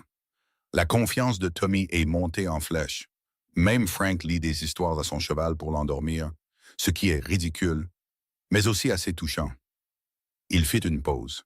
Alors oui, je l'encourage parce que vous êtes doué dans ce que vous faites et que Charlie mérite une chance de partager ce qu'il sait. Merci, dit Elena, stupéfaite par l'aveu. Ne me remerciez pas. Continuez simplement à faire ce que vous faites. Jack se dirigea vers la porte puis s'arrêta. Et Elena, Daniel est un homme bon, le meilleur pour qui j'ai jamais travaillé. Si vous le blessez, je vous rendrai la vie infernale. Mais si vous êtes bonne pour lui, vous aurez 12 hommes prêts à se battre contre quiconque vous causera des ennuis. Juste pour que ce soit clair. Il partit avant qu'Elena ne puisse traiter la menace enveloppée de protection, enveloppée d'acceptation. Apparemment, tout le monde au ranch avait des opinions sur sa relation avec Daniel, même s'il n'y avait pas de relation, juste des sentiments indéfinis et une conversation qui l'avait empêché de dormir. Cet après-midi-là, elle travailla avec Charlie à la révision de son article, resserrant sa prose et organisant ses observations en une structure cohérente. Il absorba ses suggestions avec empressement, planifiant déjà son prochain article sur la lecture du comportement du bétail avant les tempêtes. « Vous pensez vraiment que quelqu'un publiera ça? » demanda-t-il pour la 5e fois. « Je pense vraiment que quelqu'un publiera ça, » confirma Elena. « Votre écriture est claire, votre expertise est évidente et les ranchers ont besoin de cette information. C'est tout ce qu'est la publication, Charlie. Mettre en relation des informations précieuses avec des personnes qui en ont besoin. Et vous? Demanda soudain Charlie. Avez-vous écrit quelque chose? Elena se figea. Quoi? Vous êtes une enseignante. Vous avez dû écrire des articles, des essais, ce genre de choses. Avez-vous essayé de publier? Non, admet Elena. Je n'y ai jamais pensé. Pourquoi pas? Vous en savez plus sur l'éducation que moi sur les chevaux. Quelqu'un là dehors a probablement besoin de cette information. L'observation se logea dans la poitrine d'Elena comme une flèche qu'elle n'avait pas vue venir. Charlie avait raison. Elle avait passé des années à apprendre des méthodes d'enseignement, à étudier différentes approches de l'éducation, à développer ses propres techniques. Pourquoi n'avait-elle jamais envisagé de partager cette connaissance? Parce que tu étais trop occupé à survivre pour penser à prospérer, murmura une voix dans son esprit. Ce soir-là, Daniel la trouva dans la salle de classe bien après la fin de la leçon de la journée, fixant une page blanche. « Elena, que faites-vous encore ici? » « Charlie m'a demandé si j'avais déjà écrit quelque chose pour publication, dit-elle sans lever les yeux. Et j'ai réalisé que j'ai passé toute ma vie d'adulte à apprendre aux autres, à valoriser leurs connaissances, tout en ignorant complètement les miennes. Daniel tira une chaise et s'assit en face d'elle. Alors écrivez quelque chose. Sur quoi? Sur l'enseignement de la lecture aux adultes, sur les défis spécifiques de l'éducation d'hommes qui ont construit toute leur identité autour du travail physique, sur la manière de surmonter la résistance et de renforcer la confiance. Daniel se pencha en avant. Elena, vous avez accompli en 3 semaines ce que la plupart des enseignants ne pourraient pas accomplir en 3 mois. Ce n'est pas de la chance, c'est de la compétence. D'autres enseignants ont besoin de savoir comment vous avez fait. Vous pensez que les gens voudraient lire ça? Je pense que les enseignants de toute la frontière sont confrontés aux mêmes défis que vous, et la plupart d'entre eux échouent parce qu'ils n'ont pas vos idées. La voix de Daniel était stable, certaine. Écrivez-le. Partagez ce que vous savez. Laissez votre connaissance compter comme vous avez appris à tout le monde que la leur comptait. Elena le regarda dans les yeux, y voyant une croyance qui lui coupa le souffle. Vous pensez vraiment que je peux faire ça? Je sais que vous pouvez le faire, corrigea Daniel. La question est de savoir si vous le croyez. Elle écrivit jusqu'à minuit, les mots coulant d'elle comme de l'eau brisant une digue. Des observations sur l'apprentissage des adultes, des techniques pour gérer la fierté et la honte, des stratégies pour construire la confiance avec des étudiants résistants. Elle écrivit sur la transformation de Charlie, sur la détermination de Frank, sur le jour où Tommy avait pleuré en lisant avec succès une lettre entière de sa mère restée au Kansas. Quand elle retourna enfin à sa cabane, épuisée mais pleine d'énergie, elle trouva une lampe allumée dans la fenêtre du bureau de Daniel. Il était encore éveillé, travaillant encore. Leur dévouement parallèle à l'amélioration était en quelque sorte réconfortant. 2 jours plus tard, un cavalier arriva au ranch avec des nouvelles qui provoquèrent une onde de choc chez tout le monde. Le magasin général de Thomas Brennan à Bismarck avait brûlé pendant la nuit. Perte totale. Et Brennan, face à la faillite, avait fui la ville, devant de l'argent à la moitié du territoire. Je vous avais dit qu'il serait en faillite d'ici 5 ans, dit Daniel d'un ton sombre. Je ne m'attendais pas à ce que ce soit en 3 mois. Elena se sentit nauséeuse. Si elle avait obtenu ce travail au magasin général, elle serait au chômage maintenant, probablement sans abri, peut-être blessée si elle avait été là au moment de l'incendie. Son rejet pour ce poste lui avait sauvé la vie. « Tout va bien? » demanda Daniel en lui touchant l'épaule. « Tout va bien. Je pense juste à quel point j'ai frôlé le désastre. »« Ou à quel point vous êtes arrivé au salut, » dit Daniel. « Vous n'avez pas pris ce travail parce qu'il n'était pas fait pour vous. Vous avez pris celui-ci parce qu'il l'était. Ce n'est pas de la chance, Elena. C'est de l'instinct. » Elle se tourna pour lui faire face, parfaitement consciente de sa main toujours sur son épaule, de l'inquiétude dans ses yeux, de la façon dont son cœur s'accélérait chaque fois qu'il était proche. « Daniel, qu'est-ce qu'on fait? Que veux-tu dire? »« Tu sais ce que je veux dire. Ces conversations, la façon dont tu me regardes, la façon dont je... » Elle s'arrêta, la peur lui coupant la parole. « La façon dont tu quoi? » La voix de Daniel était douce mais insistante. « La façon dont je pense à toi quand je devrais penser au plan de courant, » murmura Elena. « La façon dont je te cherche chaque matin. La façon dont ton opinion compte plus qu'elle ne le devrait. La façon dont j'ai l'impression d'être au bord de quelque chose de terrifiant et de merveilleux. Et je ne sais pas si je dois sauter ou courir. La main de Daniel glissa de son épaule à son visage, son pouce caressant sa pommette. Ne cours pas. S'il te plaît, ne cours pas. Je ne suis pas prête pour ça, dit Helena désespérément. Je suis encore en train de découvrir qui je suis ici, ce que je construis, à quoi ressemble ma vie. Alors découvre-le, dit Daniel. Je ne te demande pas de décider quoi que ce soit aujourd'hui. Je te demande juste de ne pas fuir ce que nous savons tous les deux qui se passe. Et qu'est-ce qui s'est passé? Nous tombons amoureux l'un de l'autre, dit simplement Daniel. Ou peut-être que nous sommes déjà tombés et que nous avons juste trop peur de l'admettre. Le souffle d'Helena se coupa. Daniel, tu n'as rien à dire, l'interrompit-il. Tu n'as pas à ressentir la même chose. Tu n'as rien à faire sauf être honnête avec toi-même sur ce que tu veux. Parce qu'Helena, j'ai été là où tu es. J'ai eu peur de ressentir quelque chose après une perte. Mais je peux te dire par expérience qu'avoir peur de la vie est pire que de la vivre. Il la laissa là, le cœur battant, l'esprit tourbillonnant, toute sa forteresse émotionnelle soigneusement construite s'effondrant sous le poids d'une vérité qu'elle ne pouvait plus nier. Elle était en train de tomber amoureuse de Daniel Keller, et elle n'avait absolument aucune idée de quoi faire à ce sujet. Helena passa les 2 jours suivants à éviter Daniel comme s'il avait la variole, prenant ses repas tôt ou tard, restant dans la salle de classe bien après la fin des leçons, trouvant des excuses pour revoir les comptes quand elle savait qu'il serait en train de travailler avec les hommes. C'était lâche et elle le savait. Mais chaque fois qu'elle pensait à lui faire face, à reconnaître ce qu'il avait dit, à admettre ce qu'elle ressentait, son courage s'évaporait. Le 3e jour, Jack l'accosta devant sa cabane avant l'aube. « Assez, dit-il sèchement, achevement. Quoi qu'il se soit passé entre toi et Daniel, répare-le. Il est distrait. Tu es malheureuse et les hommes commencent à le remarquer. » « Il ne s'est rien passé, protesta Helena. Ne me mens pas. Je connais Daniel depuis 6 ans et je ne l'ai jamais vu avoir l'air qu'il avait en revenant de te parler il y a 3 nuits. L'expression de Jack était intransigeante. Il t'a dit ce qu'il ressentait, n'est-ce pas? Le silence d'Helena fut d'une réponse suffisante. Et tu as fui, dit Jack, pas méchamment. Je comprends, tu as peur, mais Helena, Daniel ne donne pas son cœur facilement. Quand Catherine est morte, j'ai cru que nous l'avions perdue pour toujours. Il t'offre quelque chose de rare et tu te caches. Je ne me cache pas, je réfléchis. Tu es terrifié, corrigea Jack. Ce qui est compréhensible. Mais voici ce que tu dois savoir. Daniel part demain pour la transhumance d'automne. C'est un travail dangereux. L'année dernière, nous avons perdu un homme quand son cheval a eu peur et l'a jeté dans un ravin. L'année d'avant, Daniel s'est cassé 3 côtes en arrêtant une débandade. Alors, si tu as quelque chose à lui dire, dis-le avant qu'il ne parte, parce que demain n'est garanti pour personne.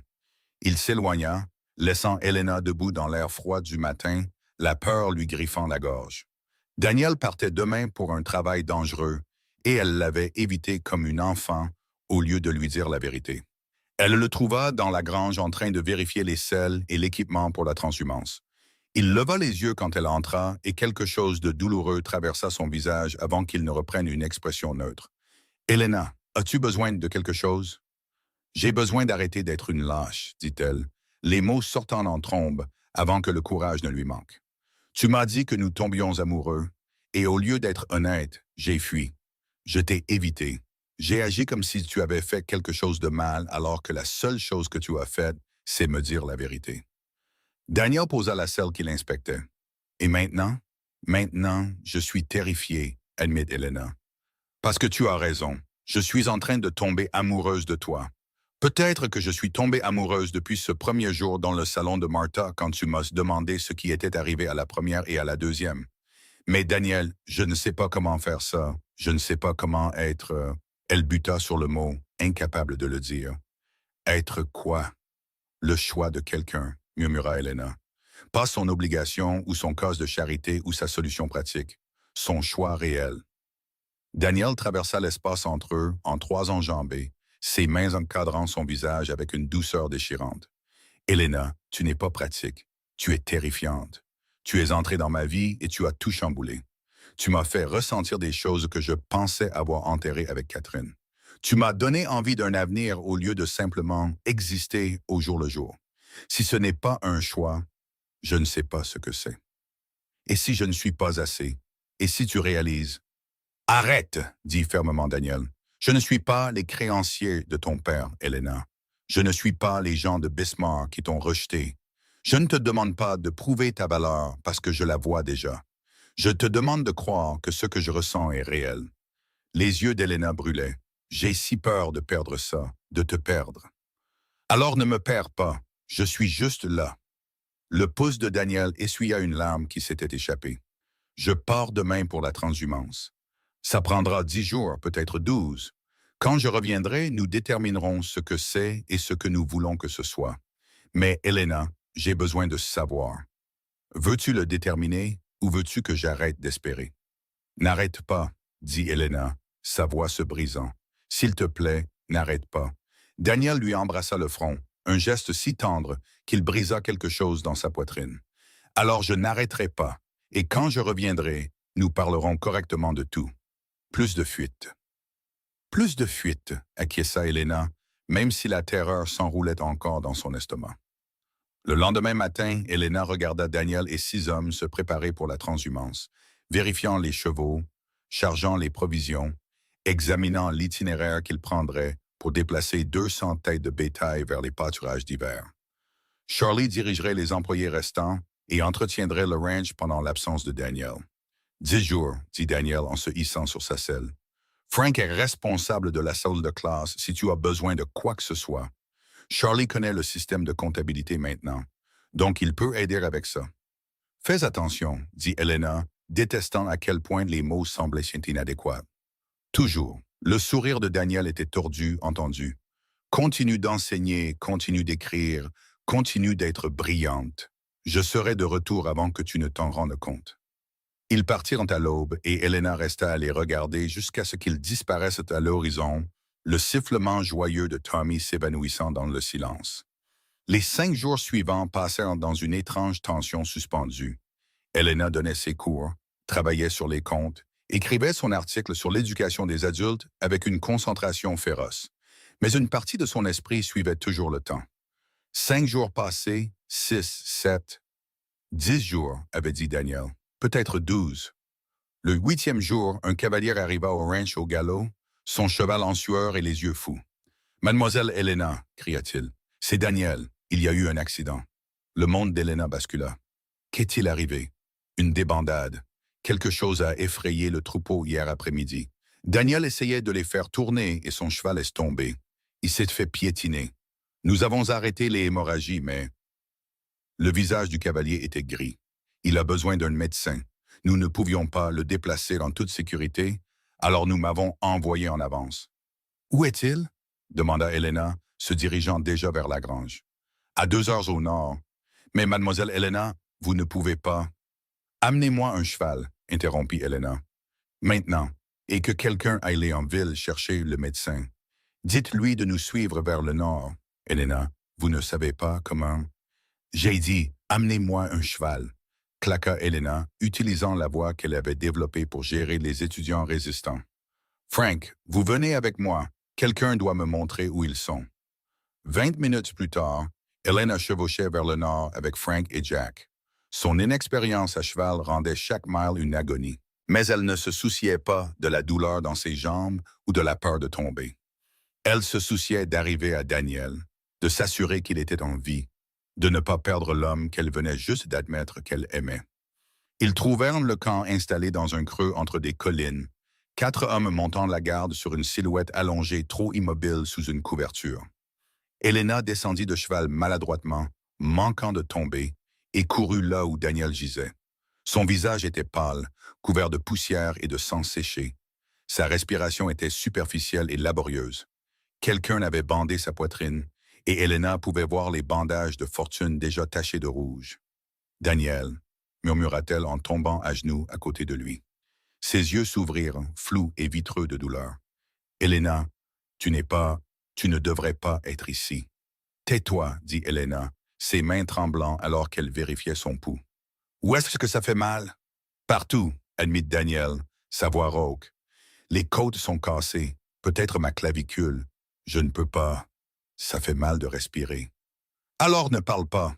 Elena leva les yeux vers les hommes qui planaient à proximité. Depuis combien de temps est-il comme ça? Depuis hier après-midi, dit Frank d'un ton sombre. Nous avons arrêté le pire de l'hémorragie, mais il a besoin d'un médecin, Elena. Il a besoin de plus que ce que nous pouvons faire ici. Le médecin arrive. J'ai envoyé quelqu'un. Elena se retourna vers Daniel, lui brossant doucement les cheveux du front. Tu vas t'en sortir. Tu m'entends? Tu n'as pas le droit de me mourir dessus 3 jours après que nous ayons enfin arrêté de faire semblant de ne pas avoir de sentiments l'un pour l'autre. La bouche de Daniel tressaillit. Autoritaire. Tu n'as pas idée. Elena essaya de sourire, essaya de garder sa voix stable, même si la panique lui griffait la gorge. À quel point la douleur est-elle forte? Assez forte pour que je te voie en double.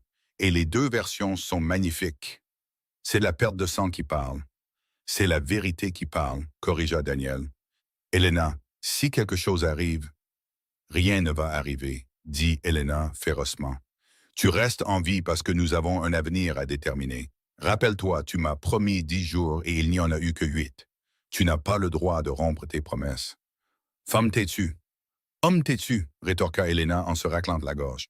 Maintenant, repose-toi, garde tes forces. Le médecin sera bientôt là. Le médecin arriva 3 heures plus tard, un homme plus âgé et bourru nommé Harrison, qui avait vu sa part de blessure de ranch. Il examina Daniel avec une minutie efficace, son expression devenant de plus en plus sombre. 4 côtes clavicules fracturées, possible hémorragie interne, annonça Harrison. Il doit être déplacé avec précaution et rester immobile pendant au moins 2 semaines. Pas de travail, pas d'équitation, probablement pas de marche la première semaine. Va-t-il vivre? Demanda Elena, sa voix à peine stable. S'il suit les ordres et ne développe pas d'infection ou de pneumonie, oui. Harrison la regarda directement. Mais il aura besoin de soins constants. Quelqu'un doit le surveiller jour et nuit, changer les bandages, surveiller la fièvre, le maintenir immobile quand il essaiera inévitablement de se lever et de travailler quand même. Je le ferai, dit Elena immédiatement. Mademoiselle, ce n'est pas... Je le ferai, répéta Elena, sa voix plus dure. Je ne demande pas la permission. Je vous dis ce qui se passe. Daniel est ramené au ranch et je m'occupe de lui. Si vous avez un problème avec ça, vous pourrez en discuter avec lui quand il sera assez conscient pour argumenter. La bouche de Harrison tressaillit. Compris. Préparons-le pour le transport. Ramener Daniel au ranch fut un cauchemar. Chaque secousse du chariot le faisait gémir. Chaque bosse menaçait de relancer son saignement. Elena chevauchait à côté du chariot, une main sur celle de Daniel, parlant constamment pour le garder concentré et conscient. « Tu te souviens de ce premier jour où tu m'as offert le travail? Je pensais que tu étais fou. Un ranch isolé, enseigner à des cowboys qui me détestaient probablement. Ça semblait être la pire idée possible. L'était-ce? » La voix de Daniel était un filet. « Non, c'était la meilleure chose qui me soit jamais arrivée. » Elena serra sa main. « Tu m'as vu quand tout le monde regardait à travers moi. Tu m'as offert une chance comme personne d'autre ne le voulait. Tu m'as fait sentir que je comptais. Tu comptes. Tu as toujours compté. Alors tu dois rester en vie, dit Elena, sa voix se brisant. Parce que je ne peux pas faire ça sans toi. Je ne veux pas faire ça sans toi. Au moment où ils atteignirent le ranch, Daniel s'était évanoui de douleur, ce qui, selon Harrison, était probablement une miséricorde. Ils le portèrent dans la maison principale et l'installèrent dans son lit, Elena refusant de partir pendant que Harrison remettait sa clavicule en place et refaisait correctement ses bandages aux côtes. « Il aura des douleurs importantes pendant au moins 1 semaine, dit Harrison. Je laisse du laudanum pour les pires moments, mais utilisez-le avec parcimonie. Trop et il ne pourra pas respirer correctement. Gardez les plaies propres. Surveillez la fièvre. Et pour l'amour de Dieu, ne le laissez pas essayer de travailler. » « Je ne le ferai pas, promit Elena. « Bien, parce que s'il développe une pneumonie, ça pourrait le tuer plus vite que les blessures. » Harrison rangea ses fournitures. « Je reviendrai le voir dans 3 jours.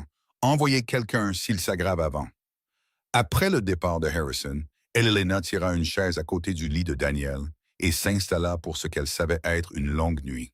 Sa respiration était laborieuse, son visage tiré par la douleur même dans l'inconscience. Elle lui tint la main. sentant les callosités qu'elle avait remarquées ce premier jour, et se demanda comment elle était passée d'enseignante désespérée à femme veillant sur l'homme qu'elle aimait en à peine 2 mois. « Tu n'as pas le droit de mourir, murmura-t-elle. Nous avons trop de choses à déterminer. » Daniel bougea, ses yeux s'ouvrant brièvement. Pas en train de mourir, juste en train de souffrir. Bien, continue de souffrir au lieu de mourir. Elena réussit un sourire tremblant. As-tu besoin de quelque chose? De l'eau? Le laudanum? Juste toi, dit Daniel. Reste. Je ne vais nulle part, promit Elena, et elle le pensait de chaque fibre de son être. Les 3 jours suivants furent les plus longs de la vie d'Elena. Daniel dérivait entre conscience et inconscience, parfois lucide, parfois fiévreux et confus. Elena quittait à peine son chevet, dormant sur la chaise à côté de son lit, lui faisant boire de l'eau et du bouillon, changeant les bandages avec des mains qui tremblaient d'épuisement et de peur. Charlie reprit ses cours sans qu'on le lui demande. Frank gérait les comptes. Jack s'occupait des opérations du ranch. Les hommes se mobilisèrent sans qu'on le leur dise, comprenant que la place d'Elena était auprès de Daniel, qu'elle ne pouvait être nulle part ailleurs. Le 4e matin, Daniel se réveilla complètement lucide pour la première fois, ses yeux clairs malgré la douleur évidente gravée sur chaque ligne de son visage. « Elena, tu as l'air terrible. »« Tu as l'air pire, » dit Elena, mais le soulagement rendait sa voix instable. « Comment te sens-tu? » « Comme si je m'étais fait piétiner par 200 têtes de bétail, » admit Daniel, ce qui, je suppose, est le cas. « Depuis combien de temps es-tu ici? » 3 jours, 4, en comptant le retour. Elena toucha son front, vérifiant une fièvre qu'elle savait ne plus être là. « Le docteur dit que tu guéris bien. Pas d'infection, pas de pneumonie. Tu as juste besoin de te reposer et de laisser ton corps récupérer. Et tu as été là tout le temps. Où d'autre serais-je? » Elena le regarda dans les yeux. « Tu es important pour moi, Daniel. Ça veut dire que je ne pars pas quand les choses deviennent difficiles. Même quand ça veut dire dormir sur une chaise et avoir l'air de ne pas avoir mangé depuis des jours. » Même alors, Elena lissa la couverture, ses mains ayant besoin de quelque chose à faire. « Quand ce cavalier est arrivé en disant que tu étais blessé, Daniel, je n'ai jamais eu aussi peur de ma vie. Pas quand mon père est mort. Pas quand les créanciers sont venus. Pas même quand il me restait 12 $ et nulle part où aller, parce que toutes ces choses me sont arrivées à moi. Mais te perdre serait différent. Ce serait perdre quelque chose que j'ai choisi, quelque chose que je voulais, quelque chose qui comptait plus que la survie. » La main de Daniel trouva la sienne, sa prise faible mais certaine. « Elena, laisse-moi finir, » l'interrompit Elena. « Tu avais raison, nous tombons amoureux. Ou nous sommes déjà tombés, je ne sais pas lequel. Mais je sais que te voir là, inconscient, m'a fait réaliser que je ne veux plus perdre de temps à avoir peur. La vie est trop courte et trop imprévisible. Alors oui, Daniel, oui pour déterminer ça. Oui pour tout ce que nous pourrions devenir. Oui pour te choisir comme tu m'as choisi. Ça fait beaucoup de oui, dit Daniel, mais ses yeux brillaient de quelque chose qui ressemblait à de l'espoir mêlé de joie. Veux-tu que j'en reprenne certains? Mon Dieu, non. Daniel porta sa main à ses lèvres, embrassant ses phalanges avec une tendresse déchirante. Elena Zimmerman, tu es entrée dans ma vie il y a 2 mois avec l'air d'avoir été abattue par le monde. Et tu as passé chaque jour depuis à prouver que tu es incassable. Tu es brillante et têtue, et gentille et féroce. Et je t'aime. Je t'aime tellement que frôler la mort en valait la peine si ça t'a fait arrêter de fuir. Le souffle d'Elena se coupa. Ce n'est pas drôle. Je ne plaisante pas, je t'aime. Je t'aime probablement depuis que tu as dit à Thomas Brennan qu'être instruite et qualifiée ne te rendait pas sans valeur. Je t'ai définitivement aimé quand tu as convaincu Charlie que sa connaissance comptait.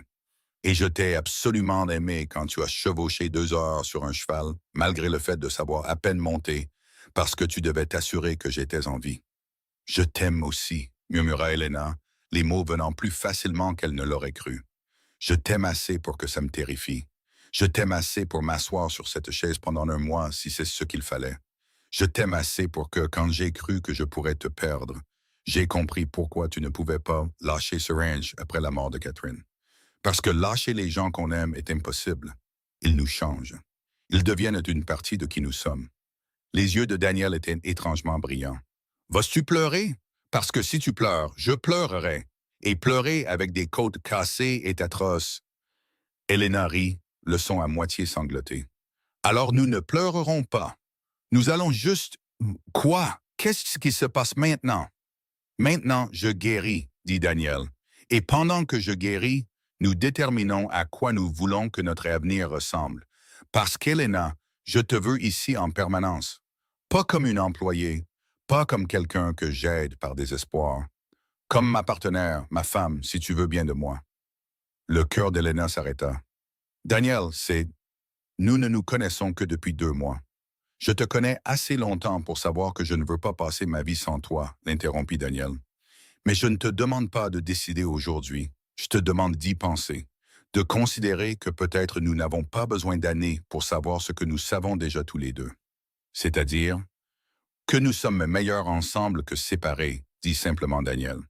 Que tu me donnes envie de construire un avenir au lieu de simplement maintenir le présent. Que je te fais croire que tu es digne d'être choisi. Que ce que nous avons est rare et précieux et vaut la peine de se battre pour. Elena pensa à Philadelphie, à la vie qu'elle avait fuie. Elle pensa à Bismarck et à ses rejets. Elle pensa à son arrivée à ce ranch avec 12 dollars et aucune perspective, à enseigner à des hommes qui n'avaient jamais valorisé l'éducation auparavant, à construire quelque chose de significatif à partir du désespoir et de la détermination. Et elle pensa à Daniel voyant sa valeur avant qu'elle ne l'ait vue elle-même, à son soutien discret, à la façon dont il l'avait encouragée à écrire, à partager ses connaissances, à croire qu'elle comptait. « Redemande-moi dans 1 mois, dit-elle finalement.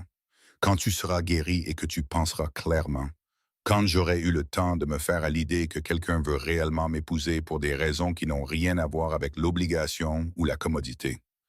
Redemande-moi alors, et je te donnerai une réponse. » 1 mois, acquiesça Daniel. Mais Elena, je sais déjà quelle sera ta réponse. Ah oui? Tu es là, dit Daniel. Tu as chevauché 2 heures sur un cheval que tu savais à peine monter. Tu as dormi sur cette chaise pendant 3 jours. Tu m'as dit que tu m'aimais. Tu ne vas nulle part, et moi non plus. Nous savons tous les deux comment ça se termine. Elena se pencha, lui embrassant doucement le front.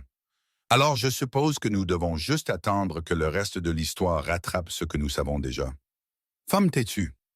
Homme têtu, fit d'écho Elena, et elle se rassit sur sa chaise, ses mains toujours dans les siennes, tous deux sachant que la réponse était déjà oui, que c'était oui depuis cette première conversation dans ce salon de Martha, que tout depuis n'avait été qu'un voyage vers l'admission de ce qu'ils avaient tous deux su depuis le début.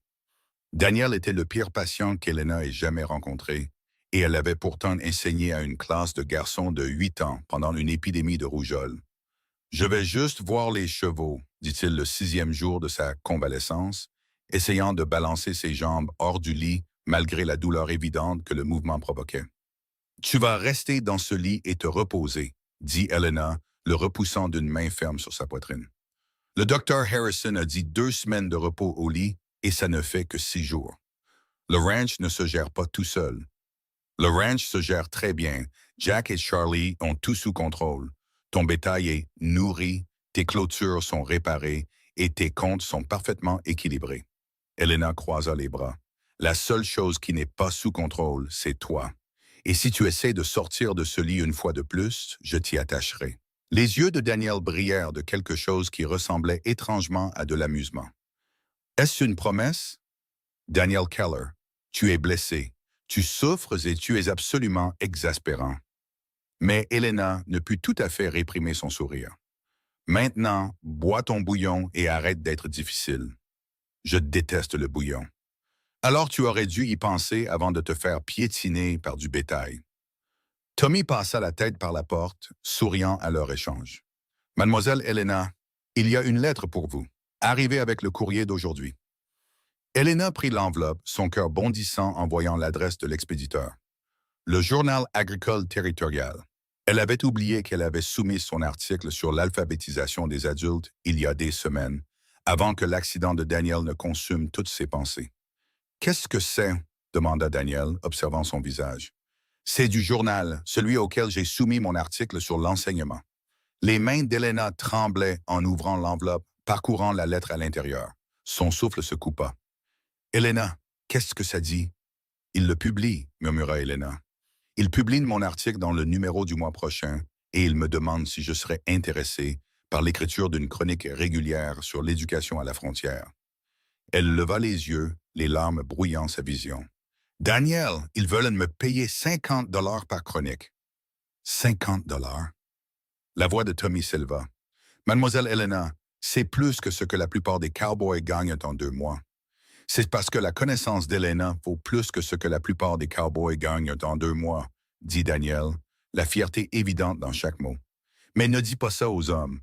Helena s'affaissa sur la chaise à côté de son lit, serrant la lettre comme si elle pouvait disparaître. Je n'arrive pas à croire que c'est réel. Il y a 2 mois, j'avais 12 dollars et aucune perspective. Maintenant, j'enseigne, j'écris et apparemment je suis sur le point de devenir une chroniqueuse régulière. Maintenant, tu es aussi amoureuse d'un rancher têtu qui a failli se faire tuer, ajouta Daniel. N'oublie pas cette partie. Cette partie est nettement plus compliquée que les autres, dit Helena. Mais elle souriait. Bien que je suppose que si je dois aimer quelqu'un, autant aimer quelqu'un qui rend tout difficile. Je rends tout meilleur, corrigea Daniel. Le difficile n'est qu'un effet secondaire. 3 jours plus tard, une deuxième lettre arriva, cette fois adressée à Charlie. Helena la lui apporta dans la grange où il travaillait à la réparation d'une selle. « Du courrier pour toi, dit-elle. Charlie prit l'enveloppe avec une confusion évidente. « Je ne reçois pas de courrier. Personne ne m'écrit. »« Ouvre-la, » l'exhorta Helena. Les mains de Charlie étaient rugueuses de teinture pour cuire alors qu'il déchirait l'enveloppe, en sortant une lettre et un chèque de banque.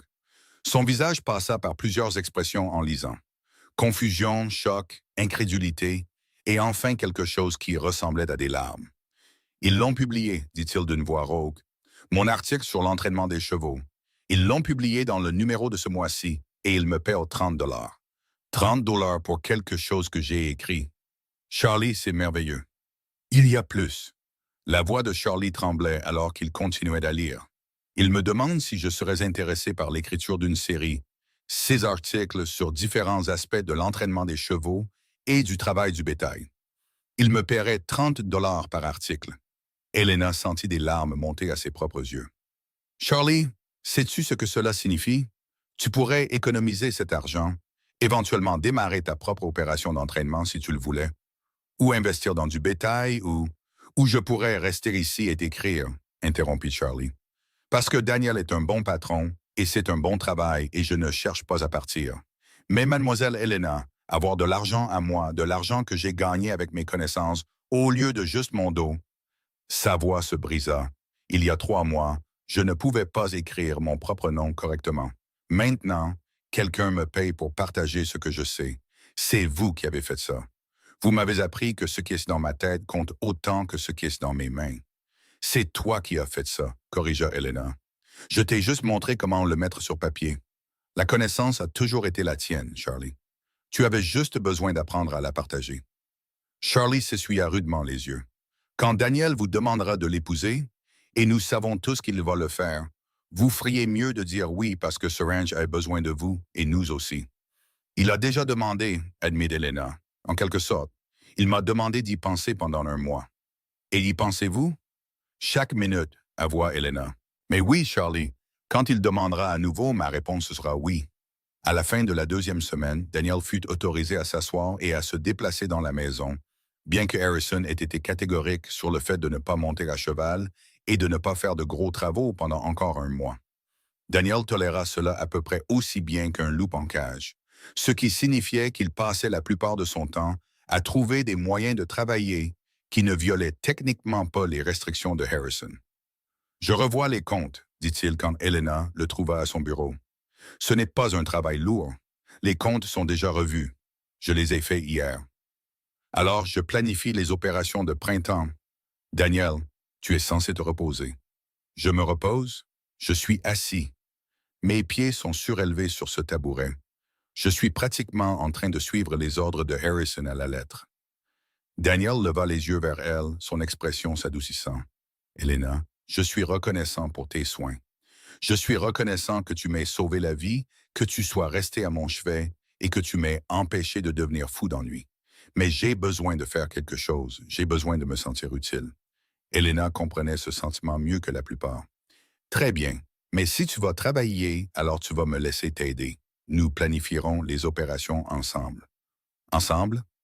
Tu vas être mon mari éventuellement, dit Elena, les mots devenant plus facilement maintenant.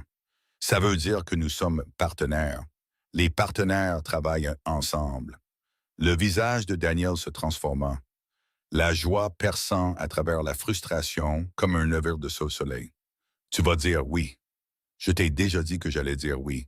J'avais juste besoin de temps pour croire que c'était réel. Elena tira une chaise à côté de son bureau.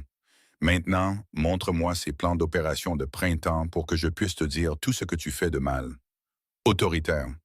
Tu adores ça, dit Elena, et le regard sur le visage de Daniel confirma qu'elle avait absolument raison. Les 3 semaines suivantes passèrent dans un rythme qu'Elena n'avait jamais connu auparavant. Travail, partenariat et quelque chose de plus profond qui ressemblait à la construction d'une vie au lieu de simplement survivre. Elle donnait ses cours chaque matin, travaillait avec Daniel sur la planification du ranch chaque après-midi, écrivait ses chroniques le soir, et tombait dans son lit chaque nuit épuisée mais contente.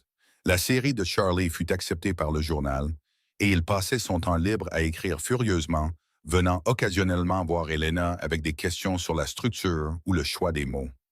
Tommy lisait maintenant des livres entiers, sa confiance grandissant avec chaque volume terminé. Frank avait écrit une lettre à sa fille restée dans l'Est, la première lettre qu'il avait jamais écrite lui-même, et avait pleuré en recevant une réponse. Le ranch prospérait sous la direction combinée de l'expérience de Daniel en matière d'élevage et des compétences organisationnelles d'Elena. Elle avait réorganisé le système d'approvisionnement, mis en place une meilleure rotation des horaires pour les hommes et identifié 3 domaines où ils perdaient de l'argent par inefficacité. Daniel avait écouté chaque suggestion et mis en œuvre la plupart d'entre elles, faisant confiance à son jugement, même quand cela allait à l'encontre de la sagesse traditionnelle de l'élevage. « Tu es meilleur à ça que moi », admit-il un soir alors qu'ils examinaient les projections financières améliorées. « Je ne suis pas meilleure, je suis différente », corrigea Elena. « Tu connais l'élevage, je connais les systèmes, l'éducation et la gestion. Ensemble, nous créons quelque chose qui fonctionne mieux que ce que l'un ou l'autre pourrait faire seul. » C'est ça le mariage? 2 personnes qui créent quelque chose de mieux ensemble. Je pense que c'est ça un bon mariage, dit Elena avec précaution. Un mauvais mariage, c'est 2 personnes qui se tirent vers le bas. Un bon mariage, c'est ces 2 personnes qui se tirent vers le haut. Et un grand mariage, c'est ces 2 personnes qui construisent quelque chose qu'aucune ne pourrait construire seule. Daniel resta silencieux un moment. C'est ce que Catherine et moi avions. C'est ce que je veux avec toi. Alors c'est ce que nous construirons, promit Elena. 4 semaines jour pour jour après l'accident de Daniel, il trouva Elena dans la salle de classe après sa leçon du matin. Elle organisait le matériel pour la session de l'après-midi, ses cheveux s'échappant de ses épingles, comme toujours quand elle était concentrée, sa robe marquée de poussière de craie. « Elena !» Elle se tourna et quelque chose dans sa voix fit bondir son cœur. « Daniel, tu es censé te reposer. » J'ai fini de me reposer. Harrison m'a donné son accord hier. Je peux à nouveau monter à cheval, travailler, vivre. Daniel traversa la pièce, prenant ses 2 mains dans les siennes, ce qui signifie que j'ai fini d'attendre. Elena Zimmerman, tu m'as dit de te redemander dans 1 mois, quand je serai guéri et que je penserai clairement. Ça fait 1 mois. Je suis guéri et je n'ai jamais pensé plus clairement de ma vie. Le souffle d'Elena se coupa. Daniel, je t'aime, l'interrompit Daniel. J'aime ton entêtement et ta brillance et la façon dont tu vois de la valeur chez les gens que tout le monde rejette. J'aime que tu aies chevauché 2 heures sur un cheval pour t'assurer que j'étais en vie. J'aime que tu aies transformé Charlie, mon employé le plus résistant, en un écrivain publié. J'aime que tu aies rendu ce ranch meilleur, ma vie meilleure, moi meilleur. Elena, je ne veux pas passer un autre jour sans savoir que tu es à moi et que je suis à toi. Épouse-moi, non pas parce que tu es désespéré ou parce que tu as besoin de sécurité, mais parce que nous sommes meilleurs ensemble que séparés. Épouse-moi parce que tu m'aimes et que je t'aime, et que la vie est trop courte pour perdre du temps à faire semblant que ce n'est pas le cas. Elena sentit les larmes couler, mais elle souriait.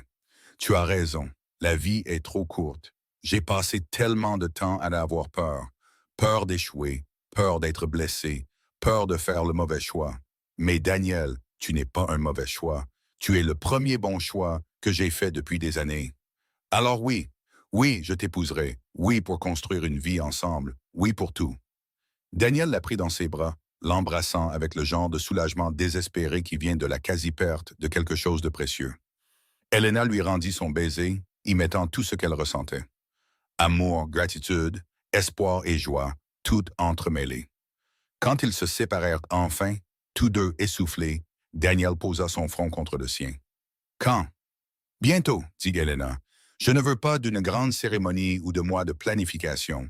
Je veux t'épouser et commencer notre vie ensemble. 2 semaines? 2 semaines, acquiesça Elena. Ça nous laisse le temps de trouver un pasteur, d'inviter Martha de Bismarck et d'acheter une robe qui n'a pas de poussière de craie dessus. J'aime la poussière de craie. Tu épouses une enseignante. Tu vas voir beaucoup de poussière de craie. J'épouse toi, corrigea Daniel. Tout le reste n'est que détail. Le mariage eut lieu un matin d'octobre ensoleillé, en présence de tout le ranch.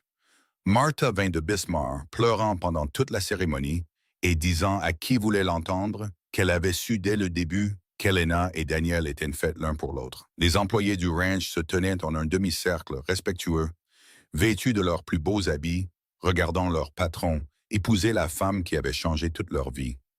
Charlie lut un passage d'un livre qu'Elena lui avait donné, son choix, sa lecture, sa façon de montrer ce qu'elle l'avait aidé à devenir. Tommy fut le témoin de Daniel, souriant si largement que son visage semblait sur le point de se fendre.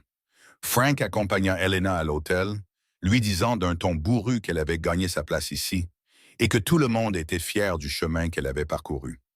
Le pasteur fut bref et pratique, posant les questions standards et les déclarant mariés avec une finalité efficace. Quand Daniel embrassa Elena, scellant leurs vœux, les hommes éclatèrent en acclamations et en sifflets qui résonnèrent à travers la prairie. La célébration qui suivit fut simple mais joyeuse. De la nourriture que les hommes avaient aidé à préparer, de la musique du violon de Tommy, de la danse dans l'espace entre la grange et la maison principale. Elena dansa avec Daniel, avec Frank, avec Charlie, avec chaque homme qui avait un jour douté d'elle et qui l'accueillait maintenant comme faisant partie de leur famille. « Heureuse ?» demanda Daniel alors qu'ils dansaient ensemble sous le ciel qui s'assombrissait. « Je suis terrifiée, admit Elena. Mais oui, je suis heureuse. Plus heureuse que je n'aurais jamais cru l'être en quittant Philadelphie avec 12 $ et aucune perspective. Et maintenant j'ai un mari que j'aime, un travail qui a du sens, des étudiants qui me font confiance, et un avenir qui ne ressemble en rien à ce que j'attendais, mais en tout à ce dont j'avais besoin. » Elena posa sa tête contre sa poitrine, écoutant son cœur battre. « Maintenant, j'ai un foyer. » Dans les mois qui suivirent, Elena étendit son activité d'enseignement pour inclure les enfants des fermes voisines, établissant une véritable école dans un bâtiment que les hommes construisirent spécialement à cet effet. Sa chronique sur l'éducation à la frontière devint largement lue à travers le territoire, et elle reçut des lettres d'enseignants de partout, demandant des conseils et partageant leurs propres luttes. La série de Charlie sur l'entraînement des chevaux devint si populaire qu'un éditeur l'approcha pour la transformer en livre. Tommy apprit assez pour commencer à enseigner l'alphabétisation de base aux plus jeunes employés du ranch. Frank lisait à son cheval tous les soirs, ce dont les autres hommes se moquaient sans pitié, mais avec affection plutôt qu'avec dérision. Le ranch Double K prospéra sous la direction combinée de l'expertise de Daniel en matière d'élevage et du sens des affaires d'Elena. Ils acquirent plus de terre, agrandirent leurs troupeaux et se firent une réputation comme l'une des opérations les mieux gérées du territoire. D'autres ranchers commencèrent à envoyer leurs employés à Elena pour leur éducation, payant des frais de scolarité qui contribuèrent au succès du ranch. Mais plus que le succès professionnel, plus que la croissance financière, plus que toute mesure externe de réussite, Elena et Daniel construisirent le genre de partenariat qui les rendit tous deux meilleurs. Ils se disputaient sur les décisions du ranch et trouvaient des compromis. Ils se soutenaient mutuellement dans leurs objectifs et célébraient les succès de l'autre. Ils riaient ensemble, travaillaient ensemble et créaient une vie qui honorait leurs deux forces. Un soir, près de 6 mois après leur mariage, Elena trouva Daniel sur la colline surplombant le ranch, le même endroit où il lui avait dit pour la première fois qu'elle comptait. « Tu penses à quelque chose? » demanda-t-elle en s'asseyant à côté de lui.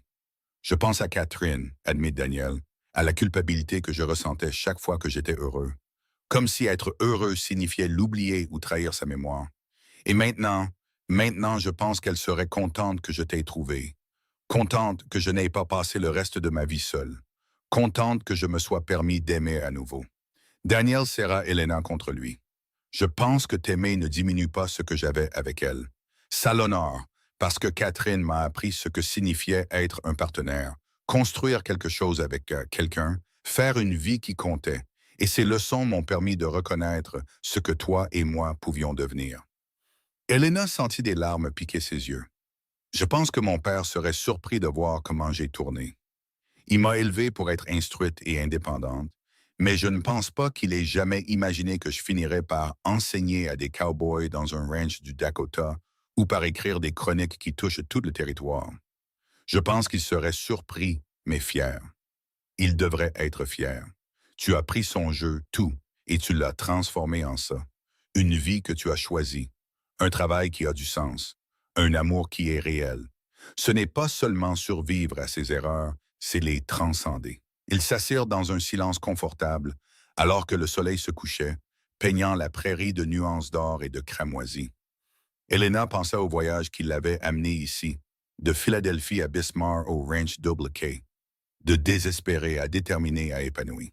Elle pensa aux 12 dollars qui avaient représenté tout son avenir, au rejet qui avait mené à l'opportunité parfaite, à la question que Daniel avait posée ce premier jour dans le salon de Martha. Qu'est-il arrivé à la première et à la deuxième? Elle avait été troisième, mais elle était devenue première de toutes les manières qui comptaient. Première dans le cœur de Daniel, première dans le respect de ses étudiants, première dans sa propre estime de sa valeur. « Je t'aime », dit Elena. Les mots aussi naturels maintenant que de respirer. « Je t'aime aussi », répondit Daniel. Maintenant et toujours. Et alors que les étoiles commençaient à apparaître au-dessus et que le vent de la prairie murmurait à travers les prairies, Elena Keller, non plus Zimmerman, non plus désespérée, non plus fuyant son passé, comprit qu'elle avait enfin trouvé ce qu'elle avait cherché depuis toujours. Un endroit où son éducation comptait, où ses compétences étaient valorisées, où son cœur était en sécurité et où son avenir était brillant de possibilités. Elle s'était demandé quel genre de travail son cœur voulait. Et la réponse avait été celle-ci. Pas seulement l'enseignement ou la comptabilité, ou l'écriture de chroniques, mais le partenariat, le but et l'amour qui transformaient tout ce qu'il touchait. Elle avait trouvé un travail qui la comblait, un homme qui la chérissait, une communauté qui avait besoin d'elle, et la vie qui prouvait que parfois les meilleurs choix ne sont pas faits par désespoir, mais par courage, non par peur, mais par espoir, non en se contentant, mais en osant croire qu'elle méritait quelque chose d'extraordinaire, et en le construisant ensuite de ses propres mains et de son propre cœur, jusqu'à ce que l'impossible devienne réel et que le rêve devienne un foyer.